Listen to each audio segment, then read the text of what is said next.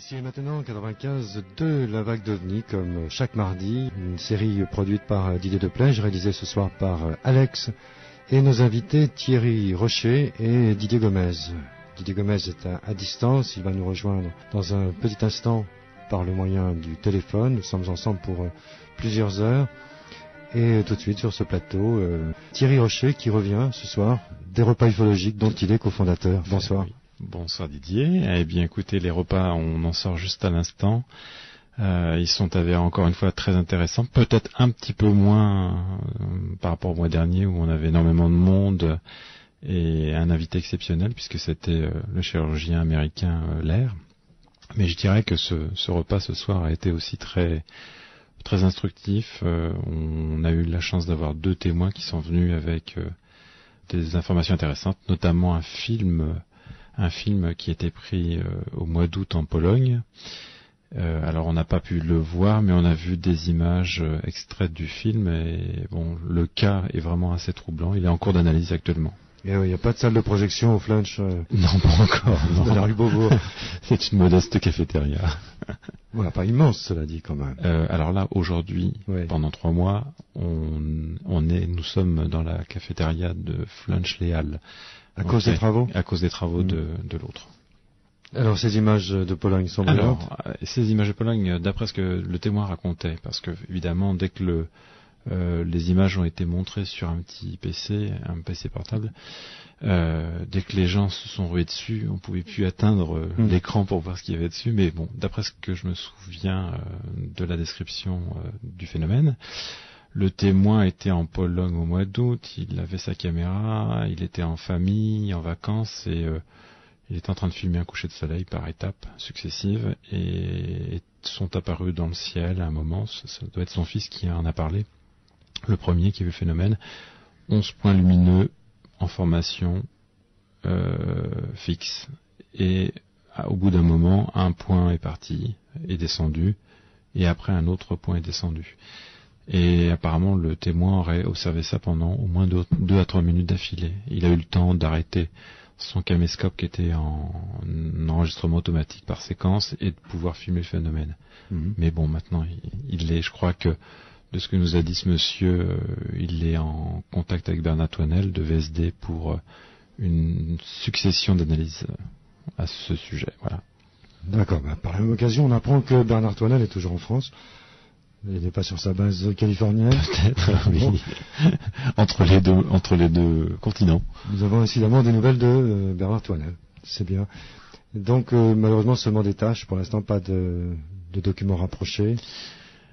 Pour le moment, oui, nous avons donc ce film-là. On a un autre témoin qui nous a parlé de ce qu'il a pu filmer très rapidement, mais bon, je pense qu'on n'aura pas de grosses informations sur ce film. Ça a été très court pendant le mois d'août aussi à Paris, vers 21h, début août. Un témoin qui a vu 2 points lumineux dans le lointain, assez puissants, et qui a commencé à filmer le phénomène, mais au moment où il a commencé à filmer le phénomène, tout s'est terminé. Donc il a vraiment 1 seconde à tout casser, quoi. On peut espérer, on peut compter sur la prolifération des témoignages images, puisque les caméscopes prolifèrent presque aussi vite que les portables. Ça serait excellent. Ça va multiplier les documents. Exactement. Mais à condition que les gens sachent utiliser leur caméscope et aient le réflexe de filmer. Parce que c'est toujours pareil, depuis très longtemps, c'est un des domaines complexes de l'ufologie. L'utilisation d'appareils photo ou de caméscope a toujours été assujetti au réflexe humain. Donc, et je l'ai d'ailleurs même moi personnellement au mois d'août, je me suis fait avoir. J'avais un appareil photo, j'ai vu quelque chose, un point d'interrogation d'insolite pour moi. C'est pas énormément insolite, mais j'ai pas eu le réflexe. Alors pourtant que je fais de l'ufologie depuis 25 ans, c'est hop. Alors tu es à l'origine des repas ufologiques il y a 15 ans avec Gérard Lebas, où tu as appris ça en cours. Alors oui, au tout départ, les gens intéressés sur Paris, on était un tout petit groupe, quelques ufologues, quelques témoins, quelques gens curieux du sujet. On cherchait des endroits réguliers pour pouvoir se rencontrer. Et au tout départ, avant de découvrir la cafétéria, on faisait ses repas en restaurant. Et petit à petit, dans les années 90, ça commençait à poser problème. Comme d'habitude, il fallait un type de restauration, il fallait pouvoir garer sa voiture devant, il fallait que ça soit pas trop cher, il fallait que les fumeurs soient d'un côté, les non-fumeurs de l'autre, enfin, etc., etc. Ce qui fait que petit à petit, on a laissé tomber le coût du restaurant pour se tourner vers la cafétéria. Et puis c'est pareil, là petit à petit ça a commencé à prendre de l'ampleur.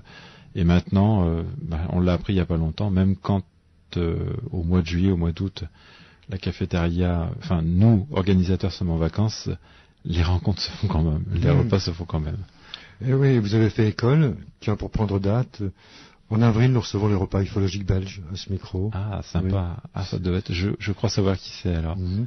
Pas Didier Belfantôme, non, peut-être. C'est ça. D'accord, ok. Et j'ai entendu aussi parler de repas ufologiques dans le Midi. Alors, je sais qu'il y a Bernard Hugues qui a lancé les repas ufologiques marseillais. Et puis en même temps, je crois qu'il y a un jeune Alsacien qui a été contacté il y a quelques mois pour faire les repas ufologiques strasbourgeois aussi. Contacté, c'est le mot, oui. Excellent. Bien. On va découvrir Didier Gomez qui nous a rejoint et qui est présent par le moyen du téléphone. Donc, nous parlons des repas ufologiques co-organisés par Thierry Rocher, ici présent, et Gérard Lebas sur Paris. On va parler de la vie associative, ce que ça représente quand on est dans le Tarn. Bonsoir Didier Gomez. Oui, bonsoir. Qu'on est également à l'initiative d'une revue, Ufomania, dont le numéro 37 vient juste de sortir. Tout à fait. On va parler de ces choses de l'un et de l'autre pour faire mieux connaissance. Et puis ensuite, Alex va vous inviter à brosser un vaste panorama. Il serait temps, 14 mois après le début de cette série, La vague d'OVNI le mardi, de brosser les thèmes les uns après les autres. Chacun de vous répondra selon ses domaines de prédilection. Pas de problème. Le domaine où il se sent fort, n'est-ce pas? Alors, la vie dans le Midi, Didier Gomez, ça se présente comment dans le secteur ufologique? Ça se présente pas trop mal depuis qu'on a monté l'association. Par rapport à ce que disait Thierry, je pourrais ajouter pour les repas ufologiques qu'ils ont également lieu dans le Tarn, puisque c'est pas une fréquence aussi. C'est pas aussi fréquemment qu'en région parisienne, puisqu'on fait ça tous les trimestres en fait, qui coïncide avec la sortie de chaque numéro du Ufomania. Donc on fait une petite réunion entre adhérents de l'association qu'on a créée l'année dernière en septembre, et donc on présente la revue et puis ça se termine autour de repas. Et il y a également la possibilité pour les gens qui ne font pas partie de l'association, juste pour les curieux, de venir également se joindre à nous, quoi. Donc c'est un peu sur le même principe que les repas ufologiques parisiens. À part qu'on est peut-être, sûrement un peu moins nombreux, puisque j'ai entendu dire que ça marchait plutôt bien sur Paris. C'est vrai que pour compléter ce que disait Thierry Rocher en préambule, moi j'ai participé au tout premier, je suppose au tout premier repas ufologique qui était organisé dans des petits restos du 20e ou du 11e, moi je me rappelle de ça. Ouais, voilà, ouais. C'est peut-être là qu'on s'est connus ou qu'on s'est rencontrés. Oui, je crois bien. La première fois où je t'ai vu, c'était là-bas sûrement. On était une dizaine, ouais. Moi je débutais puisque je venais de débarquer sur Paris et je commençais à m'intéresser tout doucement au sujet, donc puis c'est comme ça qu'on avait fait connaissance. Donc sinon, alors par rapport à l'association qu'on a créée l'année dernière, donc qui s'intitule Planète OVNI, on est en train de mettre en place différentes choses au niveau local. Donc on fait des réunions, mais on essaye aussi d'intéresser les gens en diffusant notamment des appels à témoins plus ou moins régulièrement dès qu'on a des témoignages, soit sur notre répondeur, soit sur internet, puisqu'on a également un site internet aussi qui existe depuis juillet 2001. Donc l'association n'était pas encore créée, mais on avait déjà le site. Bon, on en parlera peut-être un peu plus tard. Et donc, on essaye de mettre en place certaines choses. C'est vrai que les appels à témoins dans la presse fonctionnent plutôt bien, puisqu'on arrive à faire parler de nous et à avoir des témoignages. Les gens commencent à ne plus avoir peur de parler. Donc ça, c'est déjà un bon point. Et puis ensuite, on va progressivement essayer d'avoir une diffusion, une couverture par rapport à Ufomania qui soit plus étendue. Mais c'est vrai que ça prend du temps et puis il faut s'armer de patience. Est-ce que vous avez le sentiment, tous les deux, Didier Gomez, qui vient de s'exprimer, et Thierry Rocher ensuite, qu'au fil des années, vous avez pu constater que le ridicule ne tue plus en ufologie, ou moins, fait davantage, ou moins de victimes? Alors moi personnellement, je serais assez mitigé par rapport à ça. C'est vrai qu'il y a actuellement deux courants un peu qui s'affrontent. Il y a vraiment les incrédules qui veulent pas du tout entendre parler du phénomène OVNI et qui se moquent carrément, quoi. Et puis il y a aussi une autre partie de personnes qui ils vont peut-être pas en parler ouvertement dans leur entourage, mais enfin ils vont commencer à évoquer le sujet et c'est pour ça qu'on a monté l'association. C'est parce qu'on s'était aperçu que quand on se faisait passer pour Didier Gomez qui s'intéresse au sujet OVNI, les gens paraissaient un peu réticents à vouloir témoigner. Par contre, si on met en place avec par le biais toujours de la presse ou par internet, si on met en place une structure donc associative, on s'aperçoit que les gens font plus facilement le pas et se confient davantage. Alors ensuite, dire s'il y a eu une évolution, je sais pas. Moi personnellement, j'ai du mal à dire oui ou non. Je sais pas ce qu'en passe Thierry. Eh bien, je pense que ce que tu viens de dire, tu as tout à fait raison. Je dirais que moi, je vois ça un peu plus loin dans le temps. Si on peut faire un comparatif par rapport à tout ce qu'on connaît dans le domaine, je dirais que le sujet OVNI s'est banalisé. Il est rentré dans toutes les couches et dans tous les sujets de société. Disons qu'il fait un peu moins rigoler que dans les années 50, par exemple, où c'était vraiment le gros sujet, canular, grosse rigolade, on pouvait faire beaucoup de choses avec.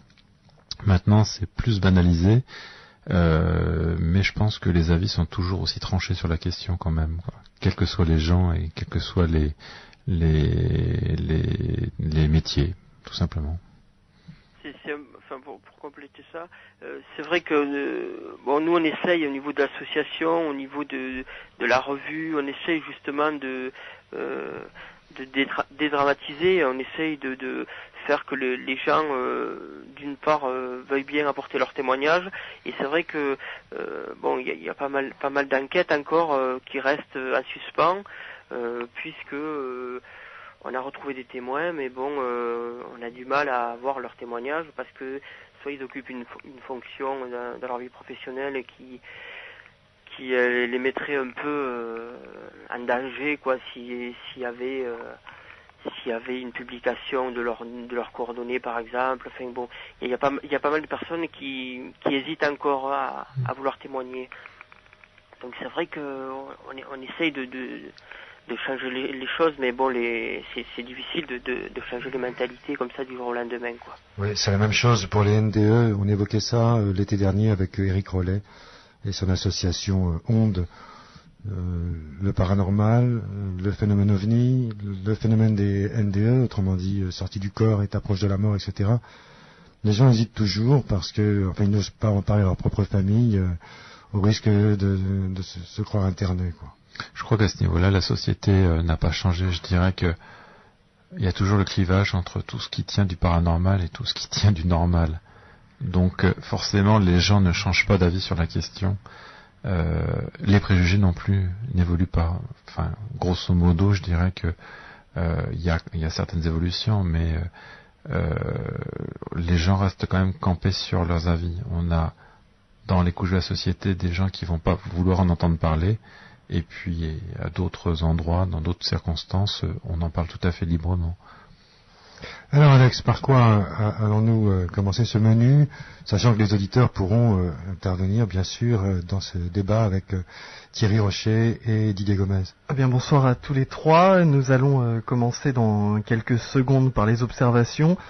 Alors ce soir vous serez servi, on parlera de crop circle, d'enlèvement, d'implants, de théories, des différentes théories qui gravitent autour du monde OVNI, des liens du monde OVNI avec le paranormal. Ça va être un gros sujet évidemment, de Roswell, de la vague belge, du GEPAN, du CEPRA, de Cometa, des mouvements sceptiques, bref, tous les sujets y passeront. Ça fait environ 1 an que nous avons cette émission du mardi soir sur l'antenne de Radio Ici et Maintenant. Et nous allons faire ce soir un tour d'horizon avec Thierry Rocher et Didier Gomez. Vous êtes bien à l'écoute de Radio Ici et Maintenant 95.2 et aussi sur icietmaintenant.com. Headline edition, July 8, 1947. The Army Air Forces has announced that a flying disc has been found and is now in the possession of the Army. Army officers say the missile, found sometime last week, has been inspected at Roswell, New Mexico, and sent to Wright Field, Ohio, for further inspection. Headline edition will bring you special reports and interviews in a moment. Radio Ici et Maintenant 95.2, vous l'avez reconnu, c'était le Flash Info qui avait suivi le crash de Roswell, vous savez, le crash de ce ballon sonde à Roswell. Un drôle de ballon sonde d'ailleurs, toujours aussi inexpliqué cette avance technologique. Nous allons commencer donc, Didier Gomez, vous êtes toujours avec nous ? Oui, toujours, oui. Ok, c'est parfait, Thierry Rocher aussi, il est en face de moi. Tout à fait. Donc ça va être plutôt pratique. Nous allons commencer par parler des observations.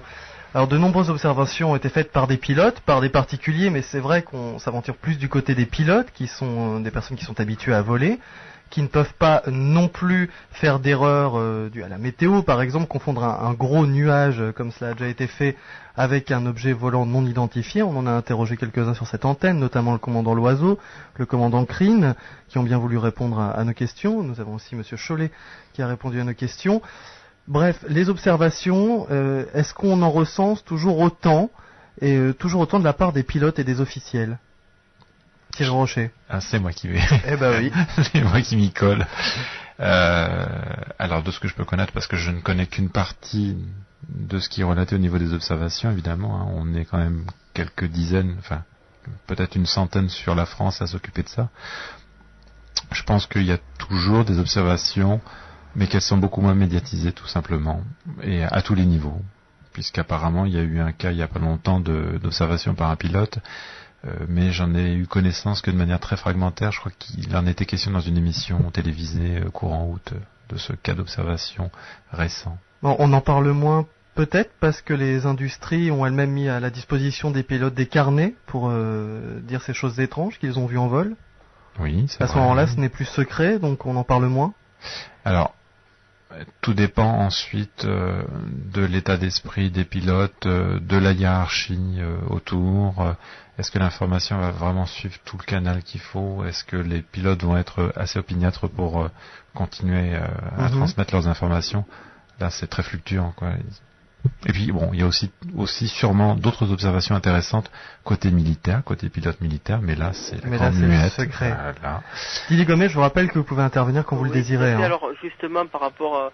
moi, je vais vous donner une petite anecdote. À l'époque où j'étais sur Paris, que je redescendais régulièrement dans le sud, je prenais donc souvent l'avion, et puis il m'est arrivé 2-3 fois à l'époque, bon, j'arrivais à l'aéroport à Albi, donc on était 2 à descendre de l'avion, et c'était le terminus.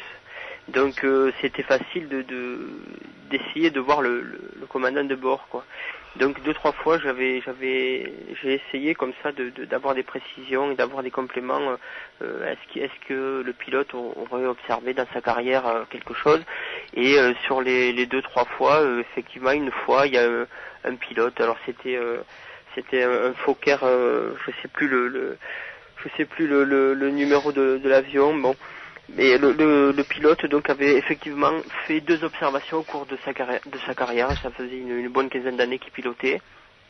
Mais donc il m'a dit, on transmet ensuite les rapports comme ça à l'aviation civile, et enfin, il y a une voie hiérarchique à suivre en fait, et je suppose qu'il y a pas mal de phénomènes qui sont observés, pas mal de choses qui passent un peu au travers des mailles du filet, et que les associations n'ont pas, auxquelles les associations privées n'ont pas accès en fait. Donc moi je suppose qu'il y a toujours des choses qui sont observées par les pilotes, mais c'est vrai qu'on n'a pas tellement d'informations.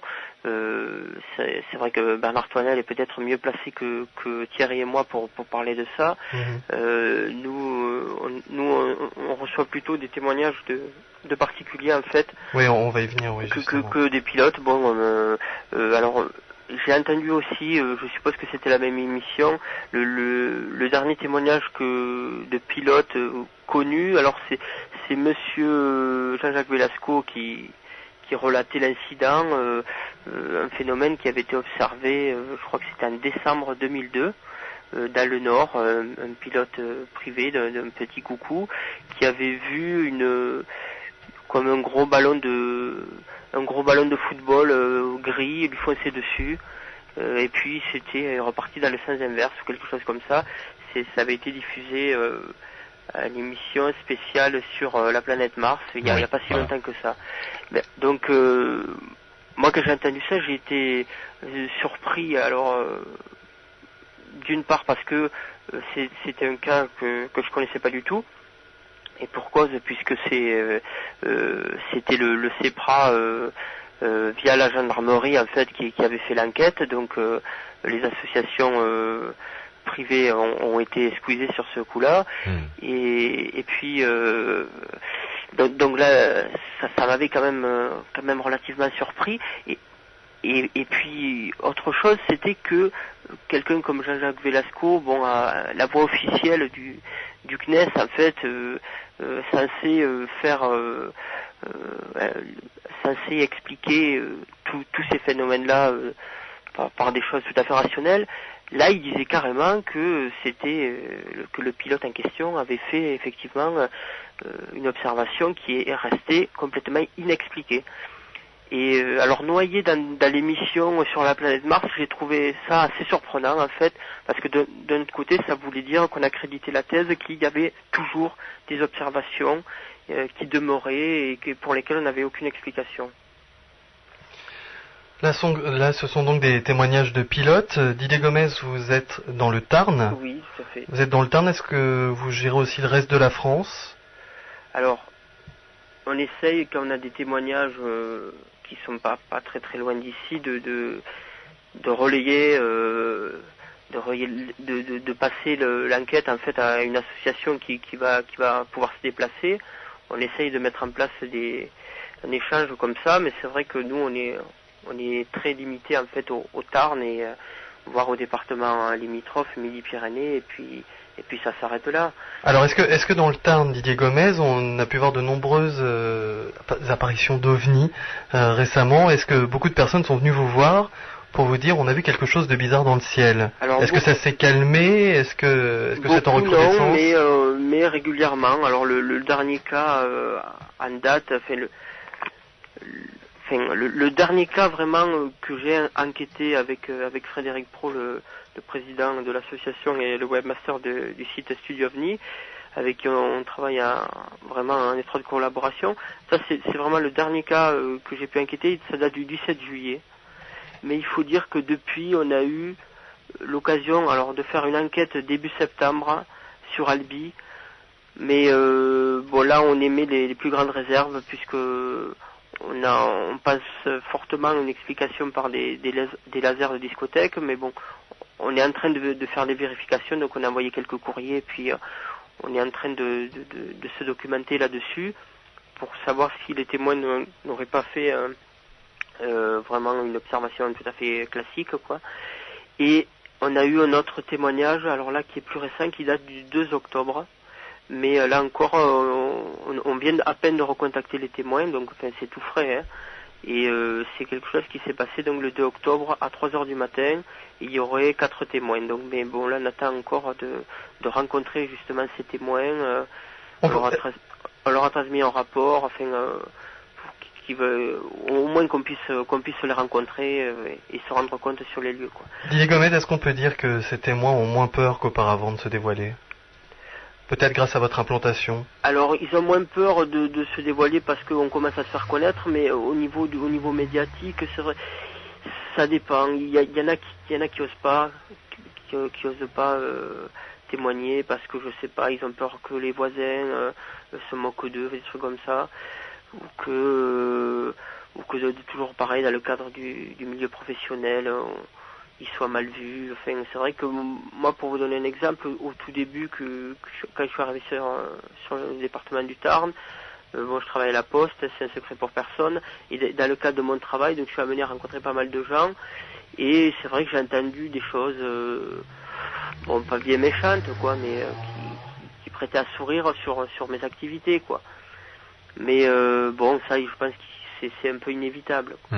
Ça a été le même cas pour moi aussi, c'est pareil. Ouais, dans les premières années. C'est un peu inévitable. Bon, après, il faut passer outre, et puis il faut montrer que c'est aussi une quête qui en vaut la peine, qui est assez intéressante.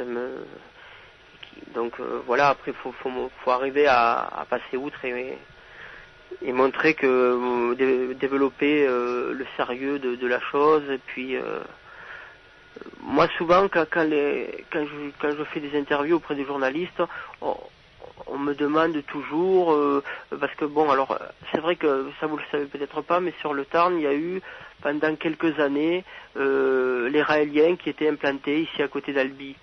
Donc c'est vrai que dans le discours qu'avait Claude Vaurillon au départ, il a eu un contact soi-disant avec un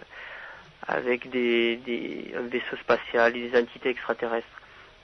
Donc systématiquement, on essaye de cibler un peu ce que je fais par rapport aux sectes, parce que justement, si les gens peut-être n'osent pas trop parler, c'est parce qu'il y en a à tort, en fait, ils font l'amalgame entre sectes, ovnis et un peu les fous furieux. Mais vous ne chantez pas, Didier Gomez? Non. Vous n'avez aucun rapport avec Claude Vaurillon, alors ne vous inquiétez pas, vous ne l'aurez pas rencontré dans un bal ou... Non, je ne fais pas non plus des courses de rallye. Non plus. Voilà. Mais c'est vrai que c'est quelqu'un qui a fait beaucoup de mal ici dans le Tarn.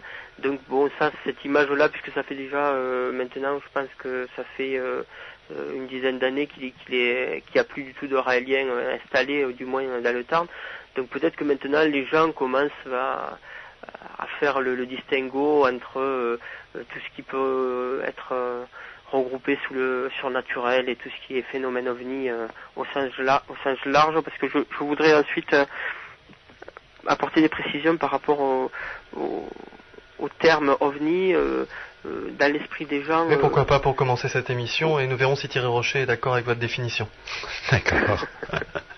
Parce qu'en fait, souvent, même je vois, même au sein de mon association, il y a des gens qui, au premier abord, je pense qu'ils n'arrivent pas à distinguer justement ce à quoi je veux les amener et ce à quoi j'estime qu'il faut être précis, justement par rapport au phénomène ovni. Alors, pour faire court, moi j'ai une définition très précise du phénomène ovni. Ce n'est pas, et ça me dérange d'ailleurs, l'objet volant non identifié. Je dirais plutôt que c'est tous les phénomènes insolites, toutes les formes d'apparition qui sortent du cadre normal de la réalité quotidienne. En fait, c'est ça, quoi. Et souvent on a affaire à des alors, aussi bien des témoins que des passionnés, hein, des gens qui, de toute façon, ovni, et ça vous pouvez faire le test au sein de votre entourage. Pour eux, ovni, c'est irrémédiablement un objet volant structuré, une soucoupe volante, quelque chose qui est piloté par un extraterrestre ou quelque chose comme ça. Alors que moi, dans ma conception du phénomène ovni, je me rattache tout à fait à ce qu'avait dit à l'époque sur l'antenne Éric Rollet ou Jean-Jacques Ivard, notamment, parce que moi j'ai le sentiment plutôt qu'on a affaire à des phénomènes ovni au pluriel. Bon, on est obligé d'employer ce terme-là de phénomène ovni qui me plaît pas du tout, mais bon, ça parle beaucoup plus dans l'esprit des gens. Mais alors, ces théories sur les phénomènes ovni, ça fera partie d'un des chapitres de cette émission. D'accord, oui. Mais Thierry Rocher. Oui, donc moi je pourrais rajouter un petit point qui rejoint un petit peu ce que dit Didier. Moi de mon côté, effectivement, j'ai aussi l'impression d'être non pas face à un phénomène, mais à des phénomènes ovni. Et c'est vrai qu'on rencontre encore très très souvent la liaison, l'amalgame OVNI égale forcément extraterrestre, alors que pour moi, le phénomène OVNI n'est pas forcément d'origine extraterrestre. Il y a plusieurs... quand on enquête un peu sur ce genre de phénomène, sur tous ces cas, sur toutes ces observations, on découvre qu'il y a des fois plusieurs origines à une seule observation. Donc on ne peut pas parler de phénomène OVNI unique. D'accord, je crois qu'on a bien mis les cartes sur table et on reviendra sur les différentes théories par rapport au phénomène OVNI plus tard dans cette soirée. Là, je m'adresse à Thierry Rocher, cofondateur des repas ufologiques parisiens avec Gérard Lebas. Vous vous tenez évidemment au courant de l'actualité ufologique. Les observations en France cette année, est-ce qu'elles sont de plus en plus nombreuses? On met de côté les observations de Mars, qui ont occupé beaucoup de personnes, qui ont vu un gros point au-dessus de chez eux et qui en ont parlé autour d'eux. Est-ce qu'on a vu beaucoup plus d'objets volants non identifiés de toutes sortes, de toutes origines cette année en France? De ce que j'ai pu savoir, de ce que j'ai pu entendre et de ce qu'on a pu discuter entre nous, je dirais qu'il n'y a pas eu un grand nombre de cas,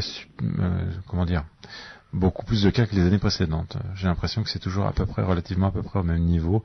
On a des fois des petits pics locaux ou régionaux avec une série d'observations vraiment très localisées, mais on n'a pas un énorme regain, on sent pas quelque chose qui est en train de monter.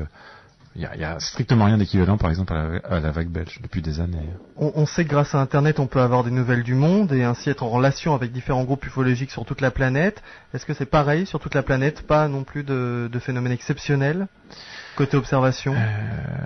Eh bien, là, je dirais que je laisse la parole à Didier parce que à ce niveau-là, j'ai pas trop d'informations récentes. Et puis, alors, d'une part, c'est très difficile de répondre comme ça puisque, d'une part, parce que l'année n'est pas terminée, et puis parce que les témoignages nous arrivent toujours avec du retard ou avec des fois des années. Plusieurs années après en fait.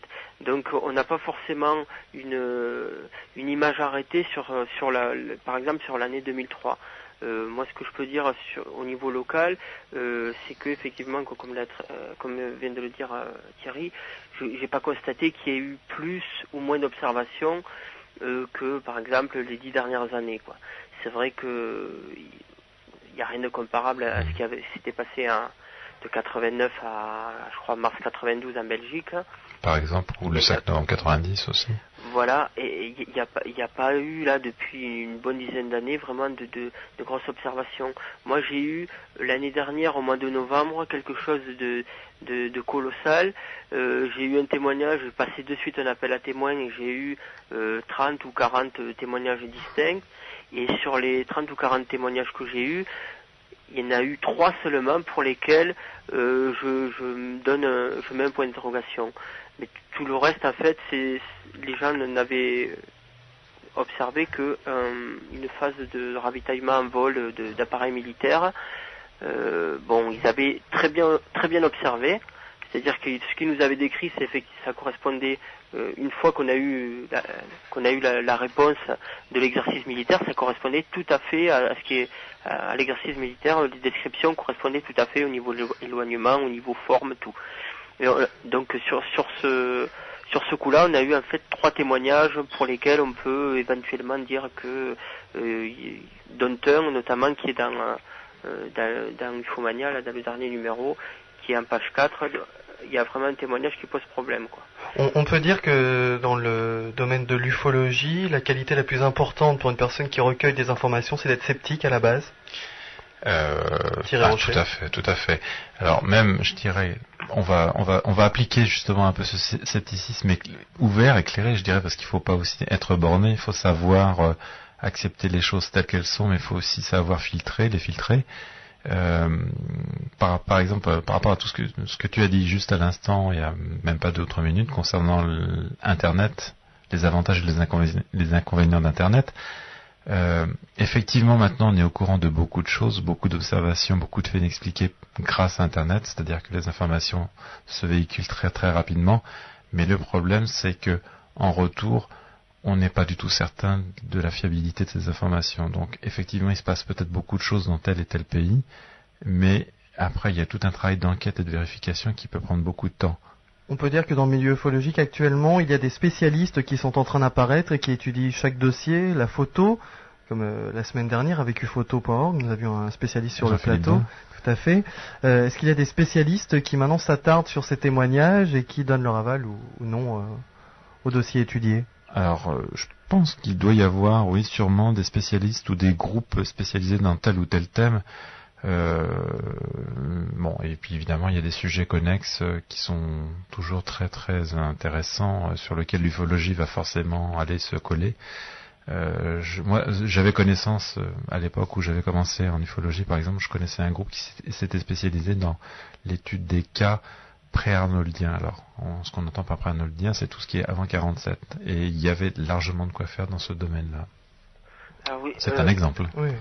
Pour continuer ce que tu dis là, moi je revendique justement ça et je milite pour ça, pour que justement au sein du milieu ufologique il y ait que des spécialistes, c'est-à-dire que le travail soit divisé, parce qu'il y a tellement le dossier est tellement vaste que une seule association ou une seule revue ne peut pas tout traiter.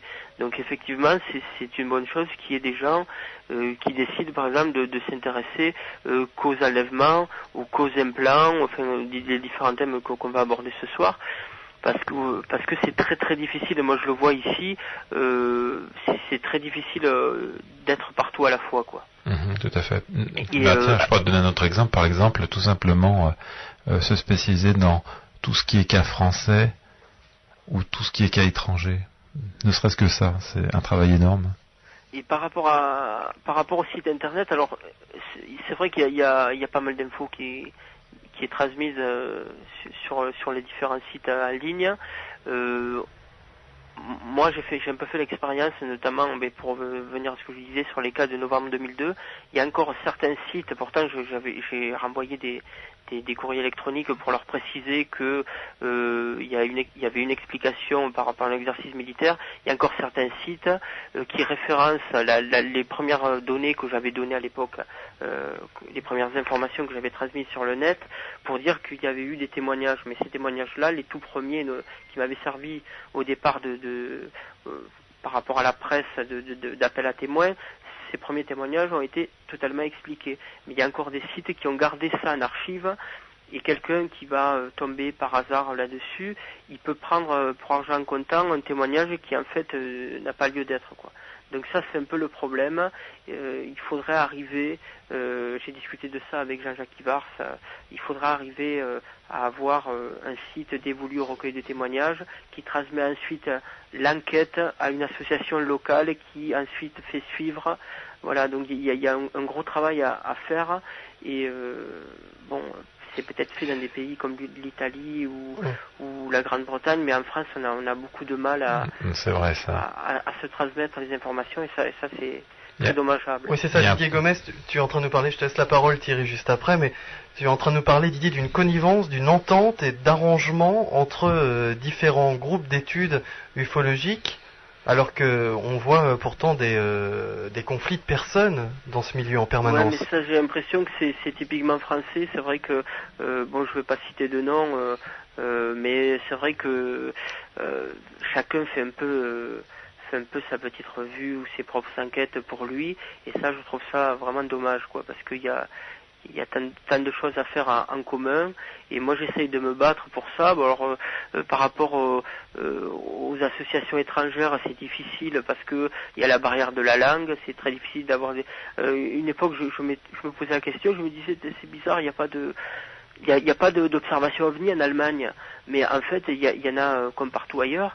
Mais bon, comme il y a peut-être personne pour faire des traductions ou pour faire suivre l'information, il se trouve qu'on n'a pas tellement d'infos récentes sur les pays comme ça, où évidemment, bon, les pays comme la Chine, on arrive un peu à avoir des infos, mais c'est vrai que c'est très difficile. Donc, ne serait-ce qu'au niveau français, on devrait pouvoir arriver à faire beaucoup mieux que ce qu'on fait actuellement, quoi. Vous y gagneriez en respectabilité? Tout à fait. Je pense qu'aussi qu'il faudrait aussi que aussi bien les associations que les indépendants, que les chercheurs fassent preuve de tolérance, tout simplement, Et je crois qu'on pourrait créer un réseau informel d'échange d'informations, quelles que soient les tendances et quelles que soient les opinions personnelles. Ça serait le rêve, quoi. Alors justement, revenons donc sur ces observations. On parlait de l'Allemagne il y a quelques instants. Est-ce que les observations d'objets volants non identifiés, on y reviendra tout à l'heure, sont différentes selon les pays, selon la culture du pays, ou est-ce qu'on observe la même chose dans le monde entier? Didier, Thierry. Ouais, moi j'ai un avis là-dessus, alors peut-être que Thierry va pas être d'accord avec moi. Moi ça fait une bonne quinzaine d'années maintenant que je m'intéresse au sujet, que je me suis pas mal documenté au niveau des revues, même des vieilles revues américaines qu'on trouve plus. Enfin, j'ai lu pas mal de choses et moi je dirais qu'effectivement le phénomène OVNI ou les phénomènes OVNI s'adaptent suivant la culture, mais aussi s'adaptent suivant donc la culture locale, suivant le pays, suivant le témoin. Donc il y a tout un ensemble de paramètres en fait qui rentrent en ligne de compte et on s'aperçoit notamment, je ne sais pas si Thierry a lu ce bouquin qui s'appelle UFO Danger Zone de Bob Pratt. Non, je l'ai pas lu. Qui est donc un chercheur américain qui est allé au Brésil et qui a recueilli comme ça des témoignages. Et on s'aperçoit qu'au Brésil, le phénomène OVNI, dans certains cas, il y a eu des personnes qui sont décédées des suites d'une observation. Exact, oui, c'est ce que Vallée avait raconté dans un de ses livres, je crois bien. Voilà, et on s'aperçoit que le phénomène OVNI est un peu à l'image de la population brésilienne. Il est plus violent qu'ailleurs. Moi, j'ai fait aussi le parallèle, notamment avec le phénomène des enlèvements tel qu'il apparaît depuis une vingtaine d'années aux États-Unis. Bon, Joël Ménard d'Lumière dans la nuit avait recensé, je crois, une vingtaine de cas d'enlèvement potentiels en France, mais je pense pas que ça soit vraiment une majorité de cas. Au contraire, je pense que le phénomène enlèvement, c'est quelque chose qui est typiquement américain. On le retrouve en France, mais dans le folklore, dans les récits anciens, et pas actuellement. Alors c'est pour ça que je pense que ce qui se cache derrière le phénomène OVNI s'adapte suivant la culture dans laquelle il se manifeste. Je pense aussi que c'est un peu plus protéiforme, c'est un peu plus complexe que cela, parce que derrière le ou les phénomènes OVNI, des fois on a des causes qu'on cerne mal, et puis des fois on a aussi des enquêtes qui sont pas faites. Donc, par exemple pour tout ce qui est Brésil, est-ce qu'on sait véritablement tout ce qui s'est passé sur le terrain? Est-ce que dans d'autres pays, on a vraiment un bon réseau local qui fait du bon recueil d'enquête? Donc, effectivement, on sent qu'il y a des tendances selon les pays. Quand on lit le bouquin de Chibo, par exemple, sur les cas en Chine, on est complètement effaré de découvrir le genre de cas de rencontre du troisième type ou d'enlèvement qui se passe là-bas. On sent qu'il y a des différences selon les pays, mais on sent aussi que dans certains pays, on n'a pas d'informations. Alors, on en reviendra. Je pense qu'on pourrait en reparler de ça. Est-ce qu'il n'y a pas de cas, ou alors est-ce qu'il y a des cas mais qui ne sont pas recueillis? Et puis il y avait une théorie qui avait été développée sur cette antenne, du moins nous avions essayé de le faire. On parlait de psychologie et de projection d'images sur les témoins pour qu'ils voient ce qui pourrait le moins les effrayer et le plus rentrer dans leur culture et dans leurs habitudes. De toute façon, on y reviendra, j'imagine, dans les théories sur le phénomène OVNI. Mais alors, quand je parlais de différences suivant les pays, je parlais des observations généralistes, les cigares, les soucoupes, les triangles lumineux. Est-ce que ça, ce sont des phénomènes qu'on peut observer sur la planète entière? Moi, de mon côté, j'ai l'impression que oui. Oui. Quels que soient les pays, on retrouve grosso modo les mêmes types d'observations avec des variantes locales. Oui, tout à fait, oui, c'est exactement ça. Je fais un bond en arrière en revenant sur un peu la coupure qu'il y a entre le réseau Internet et le réseau d'enquête locale, les groupes, les associations qui travaillent sur le terrain. J'ai l'impression, moi, en France, qu'on est face à ce problème-là. C'est-à-dire qu'il n'y a pas une liaison entre l'ufologie via Internet et l'ufologie, entre guillemets, l'ufologie classique et l'ufologie de travail sur le terrain. On a l'impression que on se retrouve un peu, j'en parlais encore il n'y a pas longtemps, face à une situation qui se passait dans les années 70-80 en France, où on avait l'ufologie de terrain et l'ufologie de salon. C'était vraiment deux termes de cette époque-là. Et là, c'est pareil, on a des gens qui maintenant utilisent un outil pour transmettre beaucoup d'informations telles quelles, mais qui vont pas aux sources de l'information, qui vont pas la vérifier, qui ensuite la transmettent par le biais d'Internet. Enfin, c'est comme ça que je le verrai, quoi. Et autre chose, moi j'ai bien peur qu'actuellement, avec le développement d'Internet, les gens ne font plus l'effort de se documenter ou de lire des bouquins. Quelqu'un qui va débuter l'ufologie, qui a 20 ans en 2003, il va tomber sur...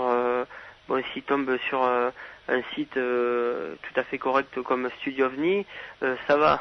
Mais s'il tombe sur des sites un peu farfelus où il va retrouver des infos qui sont pas forcément vérifiées, et s'il n'a pas lu les premiers bouquins d'Aimé Michel et j'en passe, ça fait tout ce qu'il faut avoir lu, il va avoir une vision très partielle du sujet OVNI, et ça, je pense que ça joue pas à la faveur du milieu ufologique français, quoi. Ce qui joue pas en la faveur, et je reviens au sujet précédent, c'est le fait que toutes ces personnes qui étudient le phénomène ufologique disent avoir raison, toutes pensent avoir raison, et si on doit acheter le livre de chacun, et quand on connaît le nombre de livres qui sont sortis sur l'ufologie, il faut avoir un porte-monnaie plutôt bien garni.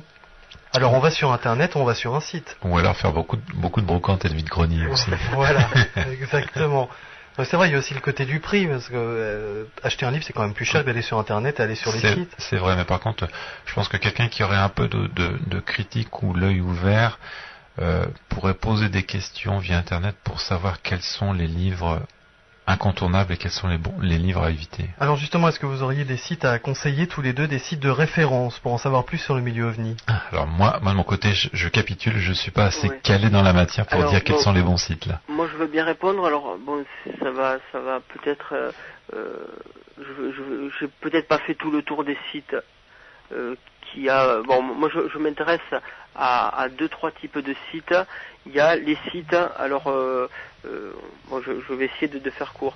Les sites, pour parler des bouquins, qui vendent des bouquins d'occasion. Donc on peut en trouver sur certains sites de vente aux enchères, où des fois on peut avoir de bonnes occasions par rapport aux bouquins, ou des sites comme à la page ou Amazon pour faire venir les bouquins de l'étranger pour ceux qui le souhaitent.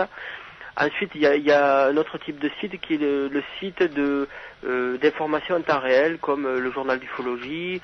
Qu'est-ce qu'il y a d'autre, les ovnis vus de près, et il y a aussi Ipani. Les ovnis vus de près, c'est le site de Monsieur Gross, c'est ça? Patrick Gross, oui, c'est ça. Patrick Gross, c'est ça. Voilà.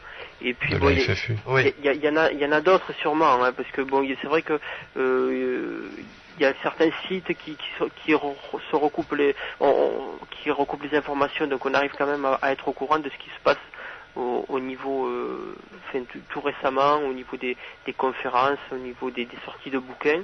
Savoir ce qui se passe récemment, c'est bien, mais savoir ce qui s'est passé avant, c'est quand même l'idéal pour quelqu'un qui débute. Et ensuite, le troisième type de site, moi, que je consulte, alors c'est le site où je vais trouver de la doc, quand je veux des précisions sur un cas, je vais visiter le site. Alors je sais qu'il y a RR0 qui est pas mal.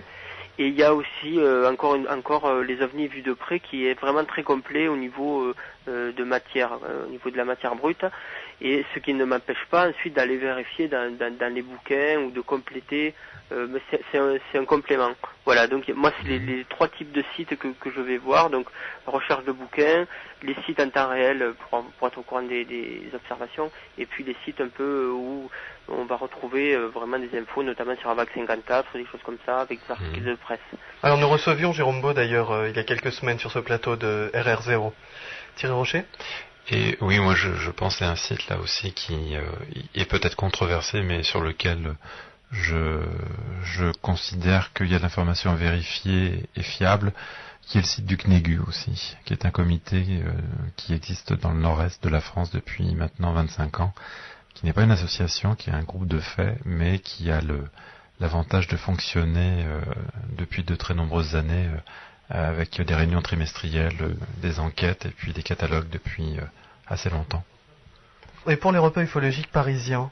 Il y a aussi un site, oui, tout à fait. Il y a les repas ufologiques. Alors le site est super compliqué, non? Oui, ça c'est le problème de Gérard qui gère ça régulièrement. Moi je me contente modestement de faire un petit résumé de chaque soirée mensuelle, voilà. Donc Tu saurais donner le lien? Ah, alors là c'est la colle. Je serais impossible de le faire. France.com. Mais par contre, moi quand je vais sur internet, je fais je marque repas ufologique. Oui. Voilà, je fais une recherche thématique et pouf, je tombe dessus. Sinon, impossible de me rappeler. France.com/les repas ufologiques parisiens. Le tout en un seul mot. / Waouh. D'accord. Si vous ne le trouvez pas, vous mettez sur n'importe quel moteur de recherche, vous tapez les repas ufologiques parisiens, et puis vous tomberez dessus, et vous aurez les dates et les invités. Exactement. Alors, justement, je voulais savoir si quand on allait pour la première fois au repas ufologique parisien, est-ce qu'on est perdu parce que les personnes qui sont là-bas n'ont pas assez de recul et ne savent pas nous expliquer ce qui s'est passé auparavant, ou est-ce qu'on peut s'y retrouver? Alors oui, tout à fait. Pour les personnes qui arrivent pour la première fois, on est perdu. Ça, je le reconnais. Le principe du repas, c'est un forum, c'est-à-dire que c'est vraiment un lieu d'échange. Les personnes arrivent, on se met un peu au diapason pour voir un peu ce qui se passe. C'est vrai que par rapport à un café ou un lieu de conférence, on fonctionne pas du tout de cette manière-là depuis des années. Puis il faut dire aussi que il y a des gens qui se sont liés d'amitié depuis maintenant des années, donc il y a des groupes qui se sont formés. Je dirais que c'est un peu une grande famille maintenant, avec il y a un noyau régulier d'à peu près une bonne trentaine de personnes, et autour gravitent des personnes qui viennent de manière ponctuelle ou des nouvelles têtes. Donc effectivement, au premier abord, on peut être extrêmement surpris par cet aspect des repas. Alors après cet énorme détour, nous refaisons un tour du côté des observations. Est-ce que maintenant il est plus facile d'avoir des informations de la part des militaires ou des aéroports? Alors, sur ce par exemple, un témoin vous dit j'ai vu une lumière, ça vous fait penser peut-être à une action militaire. Est-ce que maintenant on peut appeler des bases militaires et avoir les informations facilement? Moi, de mon côté, je dirais que non. La situation n'a pas changé. Malgré l'évolution de la société, le domaine militaire reste secret. Peut-être qu'on peut avoir des informations, mais de manière officieuse, en passant par des biais, ou des personnes qu'on connaîtrait au point de vue familial ou professionnel. Je pense pas que de ce côté-là, ça a évolué. Côté aéroport, je pense que là, il n'y a pas trop de problèmes. Il y a déjà 20 ans, on pouvait les contacter assez facilement quand même. Didier Gomez? Je suis tout à fait d'accord avec Thierry, ça n'a pas trop changé en fait, c'est très difficile d'avoir des informations émanant des militaires, mais par rapport, alors je reviens une troisième fois, par rapport au cas qui m'a intéressé en novembre 2002, justement à cet exercice militaire, moi j'avais appelé puisqu'il y avait, j'ai réussi à avoir par un pilote privé, alors ça s'appelle bulletin de navigation aéronautique, c'est transmis par Mérignac à tous les pilotes privés qui ont soit un avion, soit un hélicoptère personnel. Et c'était le cas pour quelqu'un que je connais, qui est basé à Groyer, donc là où je travaille, qui a lui-même un hélicoptère. Donc il m'avait transmis ces bulletins aéronautiques sur lesquels il y a précisé au niveau de la navigation aérienne tous les couloirs dans lesquels il ne faut surtout pas se trouver à certains horaires, donc aux horaires où il y a l'exercice militaire en question. Sur ces bulletins aéronautiques, il y avait des coordonnées, on pouvait appeler notamment à Taverny, il y avait des coordonnées téléphoniques de militaires qu'on pouvait contacter, donc moi j'ai pris la peine j'ai tenté ma chance en fait, et bon, j'ai pas pu avoir d'informations précises par rapport aux témoignages moi que j'avais eu qui parlaient de phénomènes lumineux à haute altitude qui en fait s'apparentait à l'exercice militaire. J'ai pas eu d'informations pouvant corréler ces témoignages, mais j'ai pas eu non plus on m'a pas non plus raccroché au nez en me disant les ovnis, tout ça nous intéresse pas. C'était plus on m'a plutôt dit de rappeler plus tard parce que la personne en question qui répondait ne pouvait pas répondre au moment où j'appelais. Mais bon, je pense que ça n'a pas tellement changé quand même tout ce qui est militaire ou tout ce qui regarde la gendarmerie. Pour parler peut-être que Thierry a une pratique aussi des rapports de gendarmerie. Moi, j'ai jamais pu avoir de rapport écrit ou de confirmation de la part des gendarmeries, sauf une fois parce que le témoin était un gendarme et qu'il a bien voulu me donner le rapport qu'il avait fait à sa hiérarchie. Voilà, bah oui, c'est vrai qu'à une époque on avait assez facilement les PV de gendarmerie. Dans les années 60, 70, 80, ça s'obtenait vraiment relativement facilement parce que c'était souvent par connaissance, relations professionnelles ou familiales. Et puis après, les lois de respect de la vie privée sont arrivées, notamment en 79, ce qui fait que maintenant c'est devenu beaucoup plus difficile à avoir. Il faut, comme à l'époque où j'étais à SOS OVNI, on a fait plusieurs procédures judiciaires pour obtenir certains PV de gendarmerie. Il fallait passer par le procureur de la République, et puis il y avait toute une mise en marche judiciaire qui était assez lourde pour pouvoir les obtenir. Et encore, quand on les obtenait, il y avait des informations qui avaient été enlevées dessus. Je rappelle à tous ceux qui nous rejoignent maintenant que vous êtes à l'écoute de Radio Ici et Maintenant 95.2, que vous pouvez aussi nous écouter sur icietmaintenant.com, que nous sommes ce soir avec Didier Gomez et Thierry Rocher. Nous faisons ce soir une sorte de bilan de 1 an d'ufologie. Nous avons commencé cette émission il y a un petit peu plus d'1 an, et nous avons commencé par les observations d'OVNI. Alors, avant de passer au prochain sujet, est-ce que vous avez l'impression d'avoir tout dit, ou à peu près tout dit, sur le sujet des observations? Alors, ça tombe très bien parce que moi je voulais glisser un petit mot concernant le problème de l'ufologie face au problème, face aux militaires, en disant que c'est un des gros écueils de l'ufologie à l'heure actuelle, c'est quand on veut faire de l'enquête, eh bien même si on a des contacts épisodiques avec le domaine militaire, et même si ces spécialistes nous répondent qu'il s'est rien passé, on ne saura jamais le fin mot. Donc je trouve que on est face à un véritable problème en tant qu'enquêteur sur ce genre de témoignage. Il nous manque tout un élément d'activité spécialisée sur le terrain, et ça c'est bien dommage parce qu'on ne pourra jamais être sûr que les militaires, quelle que soit leur affectation, quelle que soit leur technique, n'ont pas été dans un coin et n'ont pas fait quelque chose. Nous faisons une petite remontée musicale et nous passons au prochain sujet, les crop circles. C'est à l'écoute de Radio Ici et Maintenant 95.2. Nous sommes avec Didier Gomez et Thierry Rocher. Nous abordons le sujet des crop circles.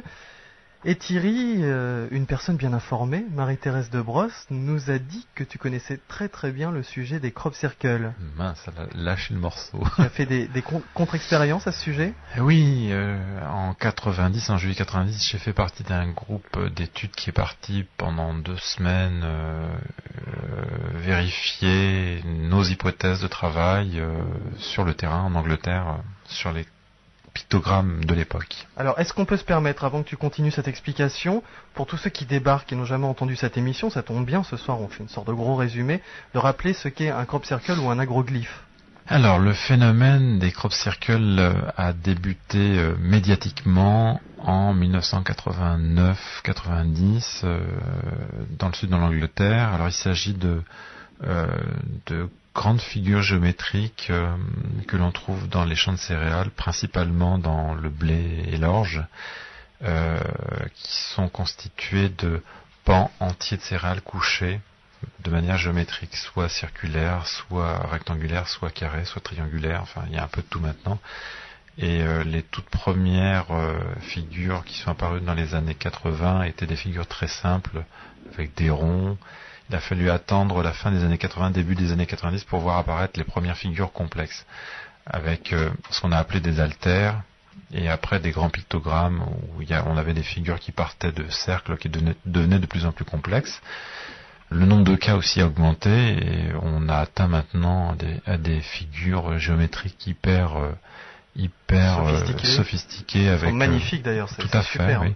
Avec notamment aussi maintenant certains pictogrammes qui sont faits avec des techniques qui restent encore à confirmer, mais on a des choses qui sont apparues récemment dans les 3 dernières années, notamment des visages qui utilisent un peu le style de la photographie, mais l'imprimerie avec des points de grosseur différentes, ou le tout dernier qui représente une tête extraterrestre avec une sorte de CD avec une sorte de disque. En Angleterre, c'est à côté de Shibbolton, je crois. C'est ça, à côté de Shibbolton.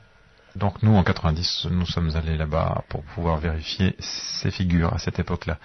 Alors au préalable, on était parti du postulat que ces figures-là sont faites par des humains, et qu'on pouvait le confirmer à cette époque-là. Donc on a procédé à une expérience sous contrôle d'huissier dans la campagne française, où on avait mis au point un cahier des charges avec des points bien particuliers à créer de la part d'un spécialiste qui est venu nous prêter main forte. Donc sous contrôle d'huissier, cette figure a été faite à l'époque en l'espace de 1 heure, je crois, grosso modo. La figure avec la tête... Ah non, pas du tout. Hein. Ah bon, à cette époque-là, c'était ce qu'on appelle un quintuplet, c'est-à-dire un rond, un cercle autour avec des satellites. Donc c'était une figure qui grosso modo faisait à peu près dans les 50 mètres de diamètre, qui était faite à l'époque en 1 heure de temps de travail par 2 personnes. Et ensuite, quand nous sommes allés en Angleterre, nous avons vérifié certains points sur certains pictogrammes qui étaient apparus à cette époque-là. Et on a pu constater que dans certains cas, on trouvait les marques de création des pictogrammes et les manières dont avaient été faits ces pictogrammes à cette époque-là. Bon, maintenant, c'est moins évident dans la mesure où nous ne sommes pas revenus sur place et nous n'avons pas étudié les toutes dernières figures. Moi, personnellement, je dirais que je laisse la porte ouverte à d'autres hypothèses, hein, pourquoi pas. Mais mon hypothèse de prédilection, c'est quand même que derrière ça, il y a de l'humain. Alors, il y a un livre magnifique à conseiller, on en parle sur cette antenne quand on traite le sujet des crop circles, ou agroglyphes pour certains, je voudrais avec ces personnes. C'est le livre d'Eltio Haslov, Des cercles dans les blés, c'est aux éditions FAF, si je me trompe pas, Didier. Tout à fait, oui. Oui, c'est ça. Mais alors, que dire, Thierry Rocher, et évidemment Didier Gomez va intervenir dans quelques secondes, de toute façon son micro est ouvert, que dire de ces brûlures dont on parle au premier des blés? De ce que je peux connaître, le problème c'est que les éléments qui sont donnés dans les pictogrammes, les éléments, les analyses, sont des analyses partielles. C'est-à-dire que, elles pourraient être très intéressantes si elles étaient faites systématiquement et dans énormément de pictogrammes. Là, on aurait vraiment quelque chose de quantifiable à grande échelle sur lequel on pourrait vraiment se baser. Mais certains éléments ne le sont que de manière ponctuelle. Ils sont très intéressants, mais pour le moment, il n'y a pas assez de matière pour vraiment dire là, il n'y a pas de problème, c'est sûr et certain, ces pictogrammes-là, de cette année-là, ne sont pas d'origine humaine. Alors, même si ce n'en était qu'un, avec ces marques de brûlure, faut brûler à 800 degrés pour donner ce genre de choses, même si ce n'était qu'un seul, est-ce qu'on pourrait réviser le fait que peut-être ces crop circles sont humains? Je dirais que pour ce cas-là, ça serait très intéressant, quoi. On pourrait se poser beaucoup de questions. Là, c'est sûr et certain, mais bon, un cadre ne cache pas, un arbre ne cache pas une forêt, quoi. Il peut y avoir d'autres choses derrière. Le problème, c'est que maintenant, on est face à un phénomène qui est parasité, qui est pollué, étant donné qu'il est trop médiatisé et il y a trop de farceurs au premier degré, des gens qui veulent s'amuser, ou des artistes, ou derrière d'autres groupes, ce que je suppose bien organisés et qui travaillent en relation ou entre eux. Enfin, il y a quelque chose derrière, quoi. Il y a une progression.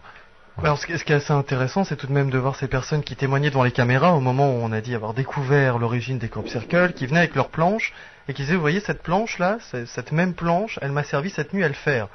Alors physiquement, pourquoi pas, c'est réalisable, mais c'était quand même des planches qui étaient parfaites, toutes propres, et on sait quand même aplatir des herbes, ça laisse des traces. Ça, je pense que c'est la première grande opération médiatique qui remonte à 91, je crois, avec nos deux grands-pères qui étaient censés expliquer tout ce qui s'était passé. Mais je crois qu'à l'époque, d'ailleurs, on a mal écouté, mais ils n'avaient jamais dit qu'ils avaient fait toutes les figures existantes sur le terrain là-bas. Didier Gomez? Oui, alors bon, moi j'ai quelques petits mots à dire bien sûr là-dessus. Alors l'histoire des deux papis farceurs, effectivement, ils revendiquaient pas tous les crop circles, mais ils en revendiquaient une centaine ou quelque chose comme ça. Il faut savoir que, comme l'a très bien dit Thierry, maintenant on observe que très rarement des formations circulaires, mais c'est plutôt on appelle ça effectivement des agroglyphes, donc des grandes structures géométriques assez complexes, même je dirais très complexes. Donc c'est vrai que l'histoire des deux papiers farceurs, elle a fait son petit bout de chemin, je veux dire, puisque il y a pas mal de gens qui s'intéressent pas du tout au phénomène crop circle. Ils sont persuadés que c'est les deux papis qui ont fait toutes ces structures-là et que le phénomène crop circle n'existe plus, alors qu'il y a chaque été, encore cet été, il y a eu des structures qui ont été observées. On a le même problème, là ça me fait penser à autre chose, Didier. On a exactement le même problème avec l'affaire de Roswell et le film de l'autopsie qui est venu polluer l'affaire en elle-même. Oui, alors bon, ça c'est encore autre chose, oui, effectivement. Enfin, je dirais dans le type, dans le type de schéma de structure, on cherche à expliquer quelque chose en faisant une grosse explication bien lourde, voilà, pour tenter de polluer ce qui est derrière, ce qui est à l'origine. Et c'est vrai que bon, l'histoire des parapluies farceurs, ça a fait quand même grand bruit à l'époque, puisque c'était alors un peu comme Roswell avec la sortie du rapport de l'armée américaine. Là, c'était pareil, c'était un moment où il y avait de plus en plus de crop circles qui étaient observés. Donc ça devait poser un problème, ou alors est-ce que c'était pas aussi un coup médiatique pour au niveau touristique, je sais qu'il y a eu des agriculteurs anglais qui ont profité d'avoir des structures dans leur champ pour faire payer un droit de visite aux touristes. Bon, est-ce que c'est aussi un endroit là où la majorité des crop circles sont observés, où il y a toute une culture du land art, de tout ce qui est dessins dans les prés, dans les champs. Donc il y a plein de paramètres qui rentrent en ligne de compte. Oui. Moi je crois quand même, encore aujourd'hui, qu'il y a un vrai problème. Bon, il y a eu effectivement des canulars, il y a effectivement des choses qui ont été réalisées par des artistes ou par des gens qui voulaient juste s'amuser un peu, mais il y a quand même encore il y a beaucoup de points qui sont pas éclaircis. Alors moi par rapport au crop circle, je veux pas trop me prononcer, même si j'évoque très régulièrement le sujet dans Infomania, mais c'est vrai que dans la mesure où ça se passe pas en France, c'est-à-dire qu'on c'est pas parce que je suis réfractaire à tout ce qui est pas en France, mais je me suis jamais déplacé. Bon, Thierry a eu la chance de faire partie de l'opération VK et d'aller voir. C'est vrai que quand c'est quelque chose qui se passe assez loin de chez soi, c'est très difficile de se faire une opinion précise sur le sujet. Moi j'ai vu évidemment pas mal de vidéos là-dessus. Il y a des choses assez troublantes. Il faut savoir que le blé, en fait, c'est pas forcément du blé, mais la céréale est couchée, mais elle continue à pousser. À l'intérieur de la partie qui est couchée continue à pousser. Ce qu'on avait remarqué aussi. Donc il n'y a pas d'écrasement. C'est vrai qu'avec une planche et un bout de ficelle, on peut tourner autour et faire une structure en 1 heure de temps, ou un peu plus ou un peu moins. Mais on va casser le blé, on va détériorer un peu les céréales. Donc il y a pas mal de choses qui restent à éclaircir, et il faudrait pour cela peut-être se mettre en relation avec des associations locales là-bas en Angleterre. Moi il y a un site que je recommande qui s'appelle cropcircleconnector.com, sur lequel on est au courant de tout ce qui s'est passé cet été. Ne serait-ce que pour le plaisir des yeux. Et les étés précédents, c'est vrai que c'est magnifique. C'est vraiment très très beau. Hein. On a parlé même d'une réponse peut-être pour l'un des crop circles à un message de Carl Sagan il y a quelques années. Je dirais que moi, dans le problème des crop circles, si franchement on était face à un phénomène inconnu, je pense que depuis le temps il serait capable de montrer qu'il est hors norme en faisant quelque chose de vraiment anormal, vraiment gigantesque. Je pense que si vraiment il y avait quelque chose de non humain derrière ça, une autre technologie, il serait capable de faire une signature dans les blés qui serait tellement énorme et sans équivoque qu'on n'aurait plus de questions à se poser. Mais quand même, le dessin de Shibbolton avec la tête extraterrestre, avec ce disque et les collines derrière, je me souviens parfaitement de ce dessin et qui m'avait retourné tellement il était beau. Enfin, de voir un truc d'une telle taille, c'est quand même... je pense que c'est fait exprès. C'est quand même énorme. Tout à fait. Oui. Enfin, j'imagine que c'est pas un travail qu'on fait en 1 heure, ça. Ah non, mais et c'est juste à côté d'une base qui est quand même assez surveillée. C'est une base de communication, si je me trompe pas. C'est ça d'ailleurs qui est assez surprenant, quoi. Alors, le truc, quand même, on le fait à côté d'une base, là où il y a de la surveillance. Mais je pense que c'est volontaire, et puis en plus effectivement, je pense que c'est fait exprès pour troubler. Pourquoi le faire à côté d'une base qui est très surveillée? En plus, je dirais que les gens qui sont dans la base vont surveiller que ce qui se passe dans la base, ils vont pas s'occuper de ce qu'il y a aux alentours. Et le problème, c'est qu'on peut jouer là-dessus aussi. C'est un peu comme ce qui s'est passé avec les figures à côté de Stonehenge. Bon, ça a été fait volontairement justement pour que ça soit troublant. Mais bon, la question reste posée. Je dirais que c'est vraiment intriguant et d'ailleurs, c'est un phénomène qui m'intéresse, ne serait-ce que pour voir l'évolution qu'il va prendre dans les années à venir. Oui. Parce que maintenant, je pense qu'il va pas s'arrêter brutalement. Et le séminaire de 2 semaines, cette opération Vega, c'est ça? VECA, ouais. VECA, c'était la contraction de voyage d'études sur les cercles anglais. D'accord. Et c'était quoi exactement alors? C'était un regroupement de plusieurs ufologues de l'Est de la France, enfin même pas, de l'Est de Paris, Paris-Bretagne aussi, enfin on venait un peu de toute provenance et puis on avait décidé de se réunir, de travailler pendant plusieurs mois à l'avance sur certains points bien particuliers et ensuite de se déplacer pour les vérifier sur le terrain, ce qu'on a fait à l'époque et ce qu'on a refait, enfin la première fois ça s'est fait en 89 avec un certain nombre de personnes. En 90, on est revenu à 7-8 personnes, et en 91, ça s'est refait ensuite avec d'autres personnes. Quelles sont les théories qui circulent? Je pose la question évidemment à tous les deux, à chaque fois. Quelles sont les théories qui circulent sur les crop circles? Bon, alors, il y a différentes théories qui circulent. Il y a, moi, une qui m'a séduit le plus, c'est la théorie d'une arme militaire à micro-ondes qui serait capable de faire ce genre de figure. Le livre à Dellinger. Ouais, c'est pas ça, Manuel Dellinger. Il y a également, alors bon, évidemment la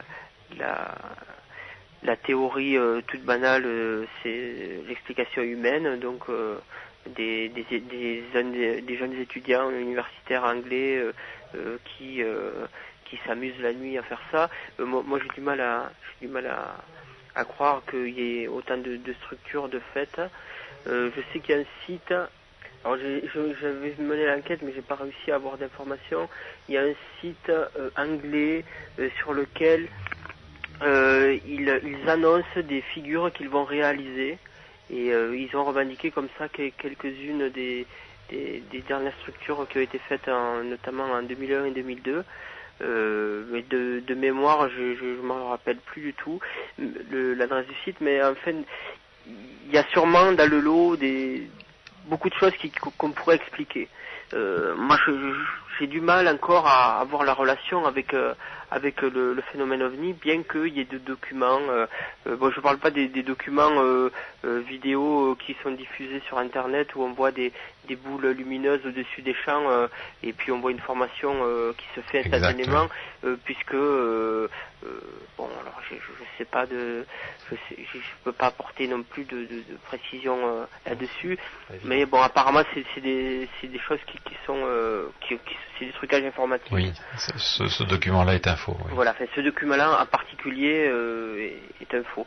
J'ai vu une cassette récemment, la cassette qui était en vente dans le magazine Nexus, je crois qu'il est de soit cette année, soit à la fin de l'année dernière, où il y avait des associations anglaises qui se rendaient sur le terrain et à proximité d'un cercle, et ils avaient vu des hélicoptères de l'armée britannique et qui étaient des hélicoptères qui étaient suivis ou qui surveillaient à proximité d'une formation crop circle qui surveillait une boule lumineuse. Donc ça c'est un document. Bon, on voit pas la boule lumineuse ou le phénomène OVNI en train de faire le crop circle, mais il y avait une relation qui était peut-être à noter. Mais moi je préfère rester assez sceptique par rapport au crop circle, et j'ai du mal à leur attacher des observations classiques et des rencontres rapprochées. Oui.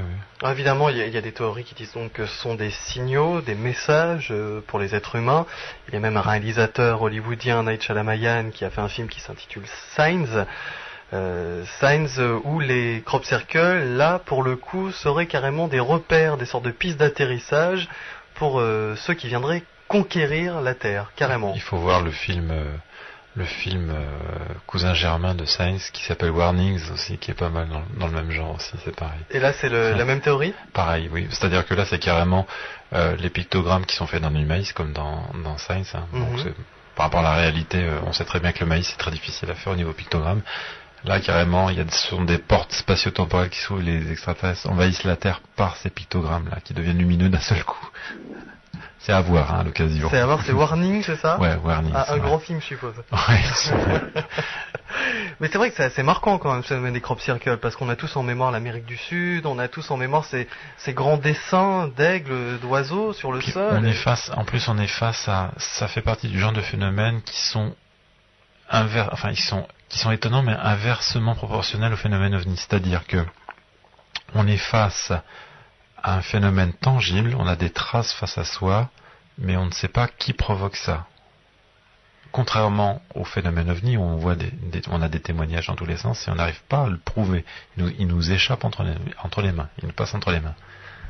Un peu pareil pour les mutilations de bétail aussi, c'est pareil, où là on est face à des corps, à des cadavres qui ont été découpés, et on ne sait pas qui ou quoi fait ça.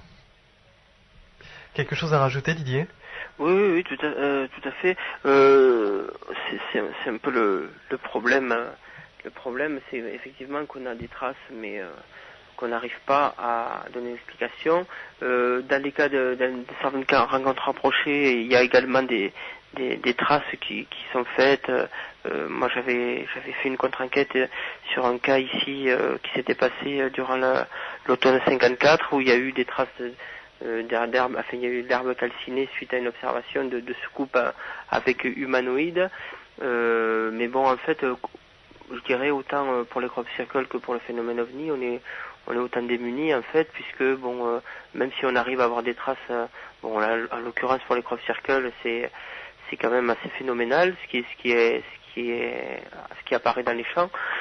Mais on est toujours au même point. Moi, je dirais que ce qui est peut-être le plus intéressant, c'est la symbolique en fait. Et tout à l'heure, Thierry, tu parlais tu faisais la relation un peu avec Roswell. Et par rapport au message dans le champ de Shibolton, on s'aperçoit effectivement que pour Roswell c'est pareil, dans le sens où il y a eu quelque chose qui a été retrouvé, ou enfin un crash qui s'est produit à proximité, pour le cas de Roswell, de la seule base à l'époque qui détenait des bombardiers atomiques. Mm-hmm. Donc moi je m'intéresse par rapport aux mutilations, par rapport au crop circle, par rapport à des cas comme Roswell, je m'intéresse plus à la symbolique que vraiment que à la signification propre de ce qui est observé en fait. Mmh. Eh bien justement, ça nous amène au sujet des mutilations animales, plus exactement au gros sujet qui est celui des enlèvements. Les enlèvements, alors en général, on parle de beaucoup d'observations. Est-ce qu'on parle toujours d'autant d'enlèvements qu'auparavant? Est-ce que beaucoup de personnes disent, moi j'ai été enlevé, j'ai connu le missing time. Alors le missing time, on va expliquer ce que c'est. Je suis en train de correspondre avec une espèce extraterrestre, en tout cas non humaine, ce qui revient un petit peu pro eux-mêmes, ou peut-être pas de cette époque, on y reviendra aussi plus tard. Donc, les enlèvements, est-ce que vous en avez beaucoup autour de vous? Est-ce que, évidemment, dans les témoignages que vous recueillez tous les deux, est-ce que vous en entendez beaucoup parler actuellement? Didier Gomez, Thierry Rocher? Personnellement, pas du tout. J'ai pas du tout de témoignages de ce type, plus particulièrement en France. J'ai enquêté une fois sur un cas où il y avait un missing time, mais en aucun cas les témoins ne parlaient d'enlèvement. Bon, ils avaient fait une observation très rapprochée d'un phénomène lumineux qui les a suivis un dimanche matin alors qu'ils rentraient chez eux.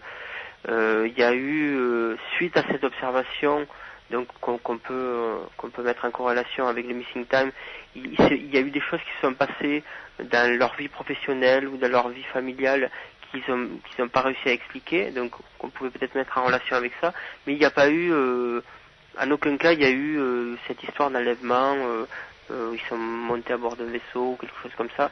Donc moi personnellement j'ai jamais enquêté à ce sujet-là, quoi. Alors le missing time, c'est donc une observation rapprochée et il y a une perte de temps. C'est ça, il y a du temps qui disparaît. Alors pas forcément avec observation rapprochée. La personne se rend compte qu'il lui manque du temps dans sa vie. Donc à partir de là, ça peut être assez troublant. Voilà, c'est la grande question, c'est de savoir ce qui s'est passé à ce moment-là. Mais il peut y avoir plusieurs explications, effectivement. Ça va d'être plus. Oui.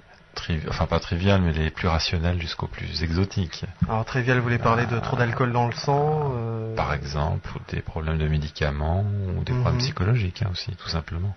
C'est Jean-Jacques Walter, c'est ça, c'est Jean-Jacques, je ne crois pas me tromper. Qui était venu au repas ufologique justement lancer un appel à témoins et qui a réussi à recueillir déjà plusieurs témoignages français. Alors lui pratique l'hypnose, hypnose donc, et il essaye d'aller voir chez ses patients qui sont évidemment qui sont partants pour ce genre d'aventure, où est-ce qu'ils auraient pu perdre ce temps. Oui, tout à fait, oui. Apparemment, de ce qu'il m'avait dit la dernière fois qu'on s'était rencontrés, pour le moment, il a peu avancé parce que parmi le nombre de gens qu'il a rencontrés, peu sont hypnotisables, et ensuite, quand ils sont hypnotisables, les informations glanées peuvent être relativement pauvres, donc ça fait descendre le pourcentage, quoi. Et on en parle dans les repas ufologiques parisiens, des enlèvements? Oui, ça arrive assez régulièrement. Oui, c'est un sujet qui est devenu très à la mode. Hein. Enfin, malheureusement, ou je sais pas si on peut dire heureusement, ça fait partie maintenant de manière intrinsèque du phénomène. Mais le problème, c'est que je trouve qu'il devrait rester à sa juste valeur. C'est-à-dire que on va faire un explicatif très rapide du phénomène OVNI, mais on a le temps. Au sein du phénomène, on a des petites variantes, enfin des variantes plus ou moins conséquentes. Dans ce phénomène, on a un petit pourcentage de cas d'observation d'humanoïdes. Et dans ce pourcentage de cas d'humanoïdes, on a un petit pourcentage de cas d'observation où il y a eu enlèvement. Donc, on est face à quelque chose qui est quand même minoritaire par rapport à l'ensemble du phénomène OVNI. Et après, à côté de ça, quand on rentre dans le cadre des enlèvements, on sait que des gens disent avoir été enlevés, mais sans avoir vu quelque chose. Donc c'est encore un autre problème. On n'est pas face à quelque chose de pur là. On n'est pas face à, je dirais, la totale, l'observation, l'enlèvement. Donc là, il y a vraiment, entre guillemets, une relation de cause à effet. La personne a vu quelque chose qu'elle comprenait pas ou qu'elle comprenait, et après, elle a été enlevée et elle a des souvenirs ou elle n'a pas de souvenirs.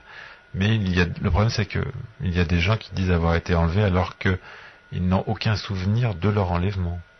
Donc, le problème, c'est que on fait beaucoup d'informations de surenchère sur ce phénomène qui est quand même relativement connexe et en plus qui est lié quand même aux pays anglo-saxons, principalement aux États-Unis.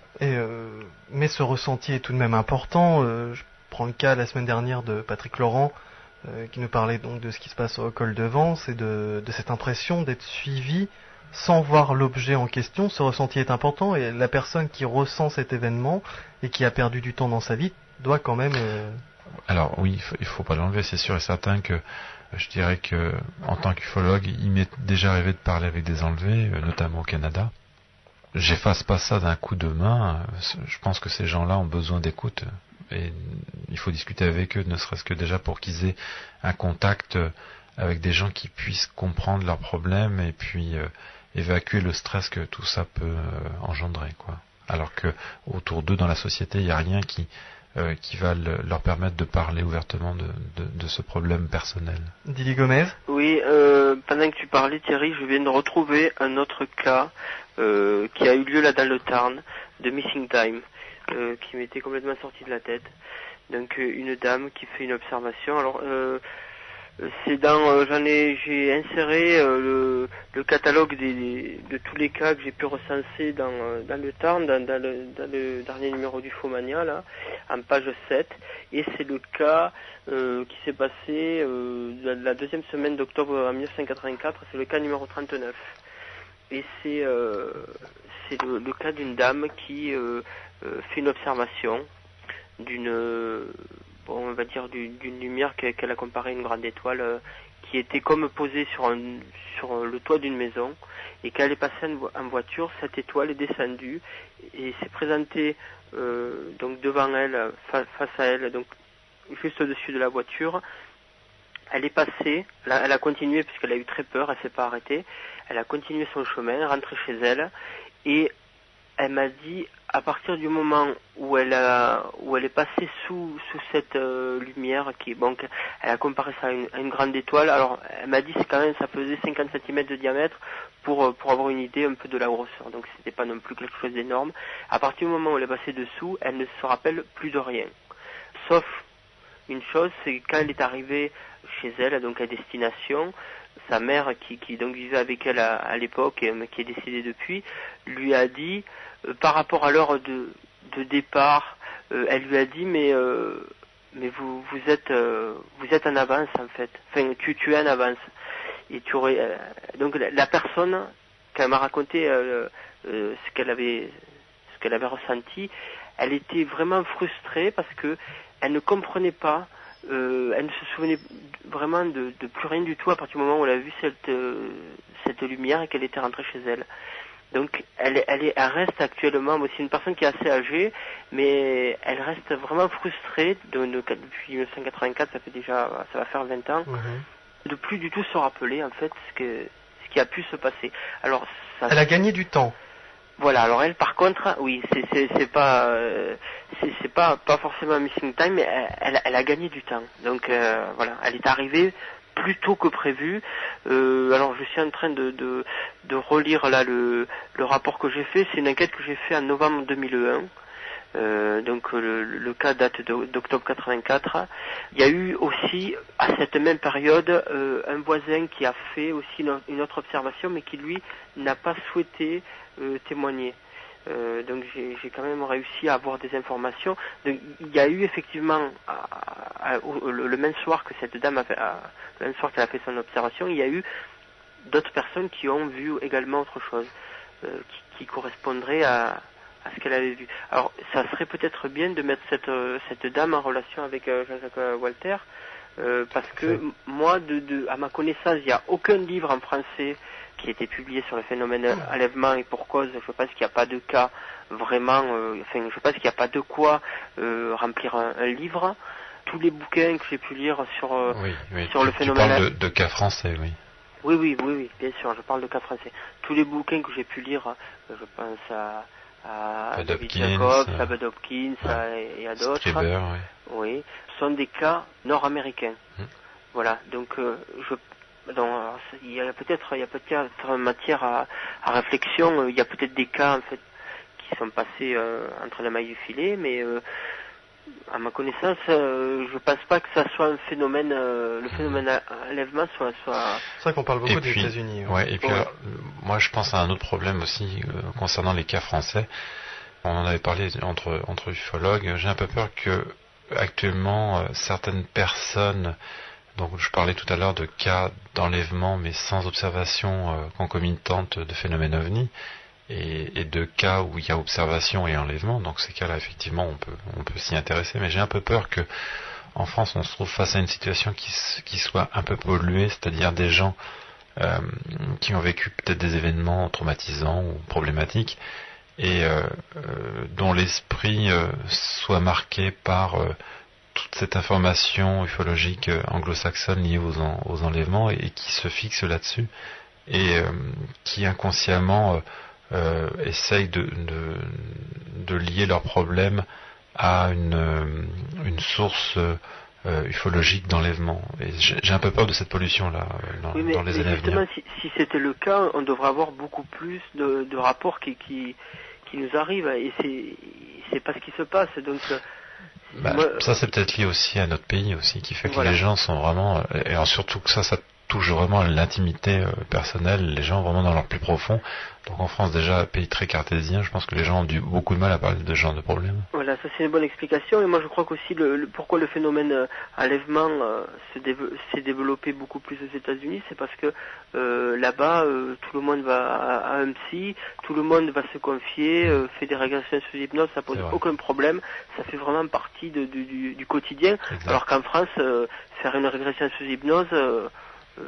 c'est vraiment tout ce qui touche à la psychologie, dans la gueule du loup, on va dire. Oui, tout ce qui touche à la psychologie en France, c'est forcément lié à la folie et aux internements, de toute façon. Ça change un peu quand même, heureusement. Oui, j'espère, ouais.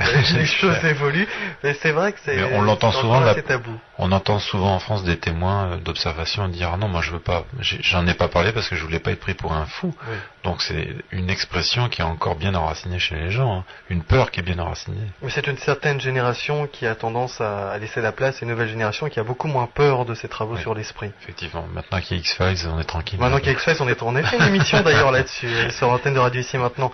Vous nous parliez d'un voisin qui avait vu la même chose que cette dame et qui ne voulait pas témoigner. Là, je reviens quelques instants aux observations. Est-ce qu'on peut parler de tirs groupés, d'événements rapprochés lorsqu'il y a des observations d'OVNI? Alors, on peut parler de tirs groupés, soit chez un témoin qui va faire 2, 3, 4 observations en 20-30 ans. Ça, c'est quelque chose, moi, j'arrive pas à l'expliquer. Ou alors, effectivement, au niveau du lieu d'observation ou à la date, on va avoir à la même date peut-être 20 observations différentes, mais à la même date, à des points qui sont distants de plusieurs centaines de kilomètres parfois, quoi. Donc là, il y a une grosse énigme, c'est que les phénomènes ovni, on ne sait pas pourquoi ça se produit, on ne sait pas quand ça se produit, on n'arrive pas du tout à déterminer. Bon, dans les années 60, il y avait différentes, il y avait la thèse d'Aimé Michel avec l'orthothénie. Il y a eu pas mal d'hypothèses comme ça qui se sont avérées dépassées ensuite. Puisque je pense à la fameuse ligne Bavik, où pour une même date, Aimé Michel s'était aperçu qu'il y avait des localités qui étaient situées en fait sur une même ligne droite, donc il y allait de Bayonne à Vichy, et il y avait à la même date 5 ou 6, je me rappelle plus trop, je crois que c'était 5 ou 6 villes qui étaient situées en fait dans le même axe, et on aurait pu tracer une ligne droite en fait qui allait de Bayonne à Vichy, et donc on en pensait à l'époque qu'il y avait une explication et que ceux qui produisent des phénomènes ovni agissaient selon un plan bien défini. En fait, on s'est aperçu que pas du tout. Donc, il n'y a aucune règle. Ça peut apparaître comme... alors, on l'évoquera peut-être la nuit du 5 novembre 90, puisque j'ai écrit un bouquin là-dessus et je suis moi-même témoin. C'est un peu ce qui a été le départ de mon engouement pour le sujet OVNI. Il y a comme ça des périodes. Alors il y a eu aussi, on avait évoqué tout à l'heure la vague belge, des périodes à des endroits précis où il y a eu des centaines de témoins, où il y a eu pas mal de phénomènes observés, et puis tout d'un coup plus rien. Donc ça correspond à aucune logique. Voilà. En fait, la logique, c'est qu'il n'y a pas de logique. En fait, c'est ça pour faire court. Quelque chose à rajouter, Thierry Rocher? C'est pas une obligation. Non, mais je pensais aussi à la vague de 54 qui a été très troublante aussi parce qu'elle a été extrêmement puissante et concentrée sur quelques mois, à l'automne 54. Et là, c'est pareil, on a rencontré toute une typologie OVNI qu'on ne rencontre plus maintenant. En France même d'ailleurs, et même dans le monde d'ailleurs, oui. Parce que beaucoup d'observations de soucoupes, tous les boulots entre guillemets, beaucoup d'humanoïdes en train d'œuvrer à droite et à gauche, etc. Alors c'est assez étonnant. Après, plus rien. C'est assez étonnant, tant plus qu'à l'époque, les informations ne circulaient pas aussi facilement que maintenant, et du coup les folklores avaient beaucoup plus de mal à se développer, et les informations même d'un bout de la France à l'autre, bon, c'était quand même moins pratique, quoi. Il y avait le téléphone, mais c'était pas non plus quelque chose qu'on utilisait en permanence. Là, il y a Internet, c'est bien différent. Là, 54, on peut se poser des questions quand on vient entre ces choses. Parce que c'est vrai qu'à cette époque-là, il y avait deux grands vecteurs d'information, c'était les journaux et la radio. Donc, mais quand on se penche sur la presse à cette époque-là, et qu'on creuse un peu cette vague de 54, on se rend compte qu'il y a eu énormément de coupures de presse sur cette vague partout, à tous les niveaux. Et puis il faut dire que la France, à cette époque-là, était recouverte par un nombre de journaux locaux, départementaux assez impressionnants. Et je crois que, d'après les estimations qu'on a pu faire sur le nombre de coupures de presse sur 54, on doit dépasser, je crois que c'est pas loin des 2000 coupures de presse, quoi. Donc ça a été énorme, quoi.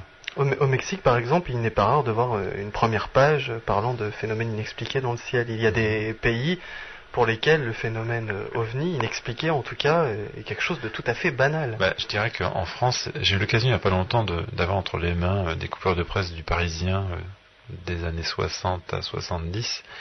Et le Parisien à cette époque-là faisait des unes sur des observations. Je me rappelle de Bolasec, là, le fameux ovni de Bolasec, et d'autres cas. Et puis après, ça s'est plus fait du tout, quoi. Ça a complètement disparu. Mais c'est vrai que certains pays n'hésitent pas à le faire encore régulièrement, quoi. C'est dans leurs mœurs.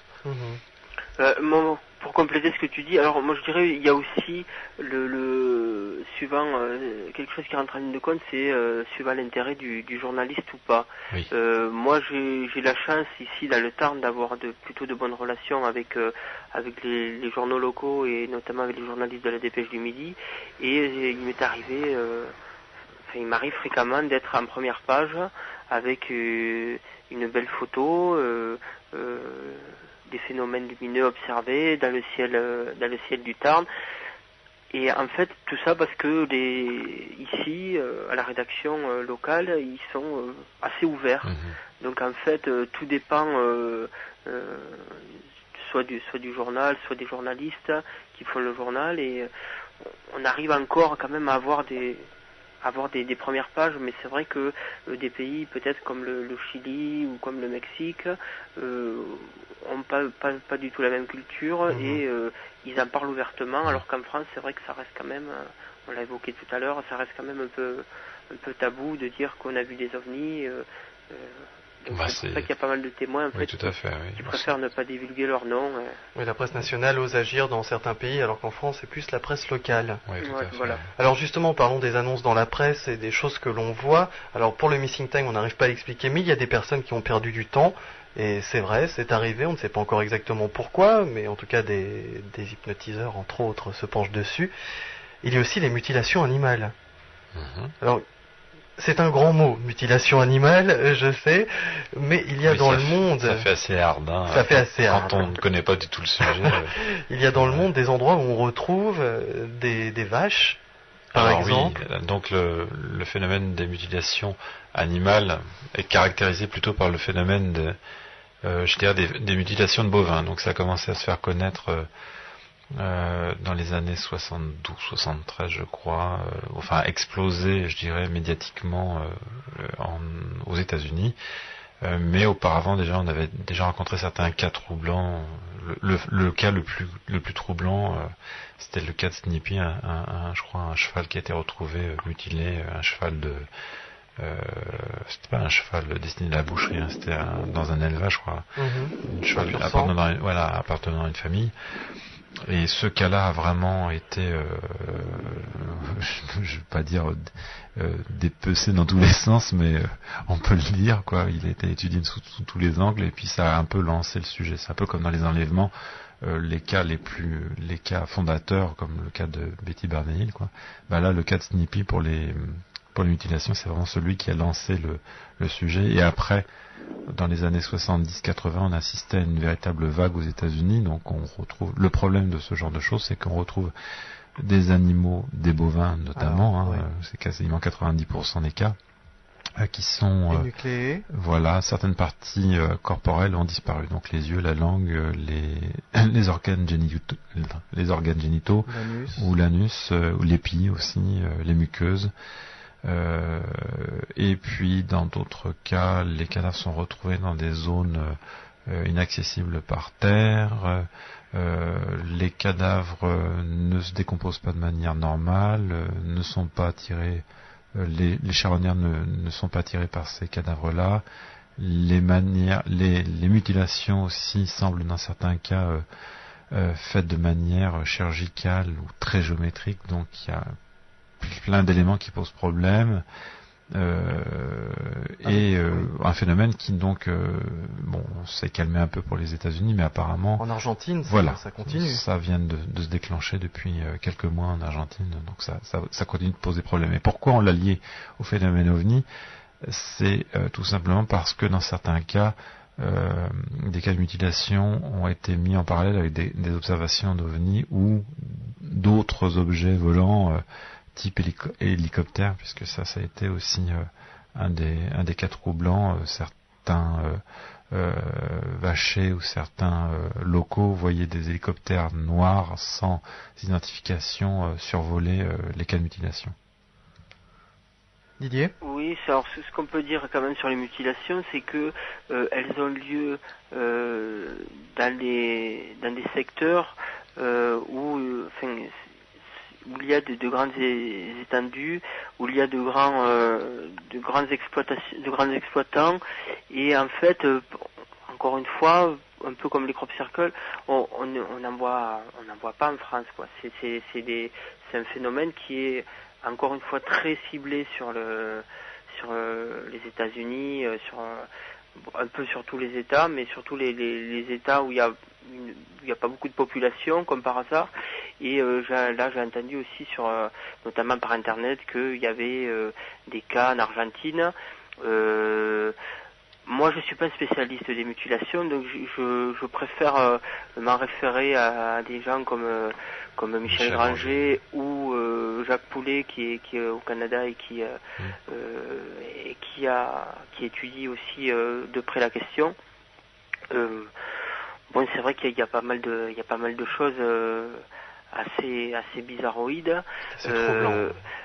Bon, moi, quand même, j'ai encore du mal. Je préfère rester sur mes gardes, et j'ai du mal encore à relier ça en tant que, alors, les thèses qui circulent comme explication des extraterrestres qui arrivent dans leur vaisseau et qui font des prélèvements sur les bovins. Moi, Tout à fait, oui. j'ai une chose que je trouve un peu troublante, c'est j'ai relié ça à la maladie de la vache folle. Alors pourquoi ? Parce que les cas de mutilation sont aux États-Unis, donc depuis le début des années 70, à partir des années 72-73, et pas en France. Il n'y a pas eu de cas. Alors c'est vrai que ça peut s'expliquer par le fait qu'en France, il n'y a pas beaucoup d'agriculteurs qui se promènent avec un troupeau de 1000 ou 2000 vaches. Donc bon, c'est vrai que c'est typiquement américain. Mais d'un autre côté, on n'a pas eu ce problème-là en France, mais on a eu, bon, le phénomène s'est développé surtout en Angleterre, les cas de la maladie. François Jacob. Voilà. Et il n'y a pas eu, à ce que j'en sache, la même répercussion aux États-Unis. Alors, moi, je pencherais plutôt soit par une étude soit du gouvernement américain pour essayer de faire face à cette maladie qui était connue et qui allait se développer en Europe, plutôt que d'invoquer les extraterrestres. Mais n'a-t-il pas les moyens, ce gouvernement, de faire ses expériences lui-même avec son troupeau ? Ben, c'est quand même. Alors, ce qu'il faut savoir par rapport au nombre des mutilations, et ça, Michel Granger l'a très bien noté dans le bouquin qui est sorti aux éditions JMG cette année, qui a en fait une mise à jour ou une mise à jour du Grand Carnage, qui était d'ailleurs devenu introuvable, qui était sorti, je crois, en 82, il me semble. Dans ce dos-là, oui. Donc, Michel Granger a repris ses recherches et a mis à jour, donc, a réactualisé en fait. Et il s'avère que la relation n'est pas forcément évidente, de dire que les mutilations animales ne sont en fait que des actions perpétrées par des extraterrestres à identifier. J'ai reçu il n'y a pas si longtemps que ça un courrier notamment de Jacques Poulet du Canada qui me disait que c'était très facile, c'était plus facile en fait pour le gouvernement de faire des expériences de ce type sur des troupeaux, sachant que les mutilations animales ne représentent que, je crois, alors Michel Granger l'a dit dans son dernier bouquin, que 0,5 ou 6%. Donc c'est quelque chose qui est vraiment très minime comparé au nombre de bovins existants aux États-Unis en fait. Et puis il y a d'autres arguments qui vont dans ce sens-là aussi. Déjà, aux États-Unis, les pâturages sont immenses et les fermiers américains donc surveillent leurs troupeaux, je crois, une fois par semaine, par exemple. Enfin, c'est une moyenne. Donc, les troupeaux sont laissés en totale liberté. Donc, les terrains sont tellement grands, les troupeaux sont tellement grands que l'agriculture et l'élevage ne se fait pas du tout à la même échelle qu'en France. Donc on peut très bien penser qu'on peut venir ponctionner ce qu'on veut là-dedans selon les besoins. Puis je pensais aussi à un autre argument, pourquoi l'armée ou un pays, enfin une agence gouvernementale ne ferait pas d'essais sur des terrains à elle. Tout simplement parce que c'est plus intéressant de faire des essais à grande échelle sur des troupeaux qui vivent dans des conditions différentes, sous des latitudes différentes, un peu partout dans le pays, donc on peut faire des analyses beaucoup plus diversifiées. Alors, évidemment, mais vous faisiez un lien tout à l'heure avec les crop circles, vous l'avez fait tous les deux, ce lien. Les crop circles, d'accord, le land art, c'est une des explications, on parle de décoration, d'artistes. Maintenant, il y a deux, trois choses que je ne m'explique pas, et j'imagine évidemment qu'on n'apporterait pas l'explication ce soir. Donc, ces corps qui ne sont pas mangés forcément par tous les rapaces, aux alentours, on peut penser à un répulsif peut-être sur la peau. Maintenant, il faudrait peut-être en faire une étude. Ces corps déposés dans des endroits qui sont inatteignables par les êtres humains. Enfin, en tout cas, pas par une personne qui viendrait avec sa cisaille et puis. Oui, quand on parle de ça, ça veut dire forcément, de la technologie aérienne, quoi, du déplacement aérien. Quoi. Quel est l'intérêt de rendre les bêtes après? Quel intérêt de s'embêter à les faire nettoyer, enfin les détruire, à les faire disparaître, alors qu'on peut simplement les balancer là où ça pose plus de problème, quoi. Pourquoi s'embêter à dépenser de l'argent si on est une agence gouvernementale dans la disparition des traces, la disparition des cadavres, alors qu'il suffit de les balancer. Et à la limite, je dirais, est-ce que ça vaut pas le coup justement de balancer certains cadavres plus ou moins préparés pour laisser partir certaines informations ou laisser traîner certaines rumeurs pour couvrir un peu tout ça, quoi. Et alors comment expliquer qu'en Argentine ça est repris depuis quelques mois?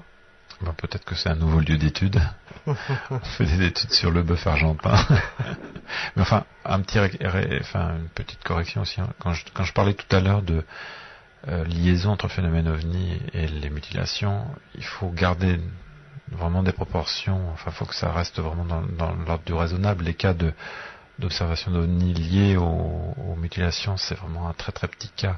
Mais dès qu'il y a une liaison qui apparaît entre le phénomène OVNI et un phénomène connexe, tout de suite le phénomène connexe est happé par le phénomène OVNI. On ne peut pas s'en empêcher. On l'a toujours fait pour plein d'autres sujets, le triangle des Bermudes, les pyramides, à chaque fois l'île de Pâques, etc., etc. Il y a toujours une connexion qui se fait involontairement ou pas, par certaines personnes, par certains groupes, par certains auteurs aussi, quoi. Donc, mais là, pour les crops et les mutilations, pour les crop circles, on les voit, et les mutilations, on les voit aussi. Ce sont les deux phénomènes les plus troublants. Tout à fait. Donc du milieu ufologique, en tout cas en ce qui concerne les choses physiques. Et pour en terminer avec les mutilations, aussi on pourrait faire une petite déviation aussi sur un autre type de mutilation, mais qui a aussi un lien direct avec le phénomène OVNI.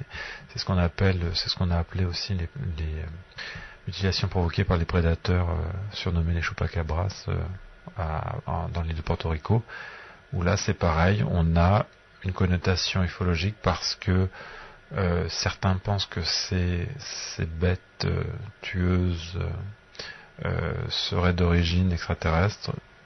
C'est une hypothèse qui revient souvent, ou alors d'origine agence gouvernementale, armée, expérience biologique. Donc on retrouve aussi de ce côté-là la connexion avec le phénomène, malgré qu'il n'y ait pas de connexion directe. Mais c'est comme ça attire. Quelque chose à rajouter sur les mutilations animales, Didier Gomez? Et en fait, le problème, c'est dû à, c'est un peu le problème qu'on a en règle générale en France, c'est que on n'est pas sur place, donc c'est difficile de se faire vraiment une opinion précise sur le sujet.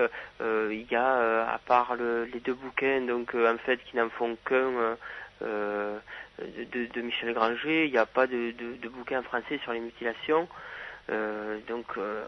Moi, j'ai réussi à me procurer quelques bouquins, donc en anglais, qui étaient parus au début des années 80 sur les mutilations. C'est vrai qu'on est face quand même à un gros dossier aussi. Le lien, il est loin d'être évident avec le phénomène OVNI. Ça, Thierry l'a dit et je suis assez d'accord avec lui. Et mais il y a quand même des points d'ombre. Donc il faudra peut-être attendre encore quelques années pour peut-être avoir des explications, mais en tout état de cause, il est évident que il y a de toute façon, si l'explication tout à fait l'explication de l'agence gouvernementale américaine qui fait des expériences sur les bovins en vue d'endiguer une maladie éventuelle ou qui fait d'autres expériences biologiques, il y a en tout cas matière à réflexion, quoi. Tout à fait, et d'ailleurs nous allons arriver au prochain sujet juste après une petite remontée musicale. Ça tombe sous le sens, on a parlé des enlèvements, des missing time, des mutilations animales, et évidemment on en arrive aux implants, et nous parlerons entre autres du docteur Lair. Vous êtes à l'écoute de Radio Ici et Maintenant 95.2, vous êtes aussi sur ici-et-maintenant.com sur internet. Nous sommes ce soir avec Thierry Rocher et Didier Gomez.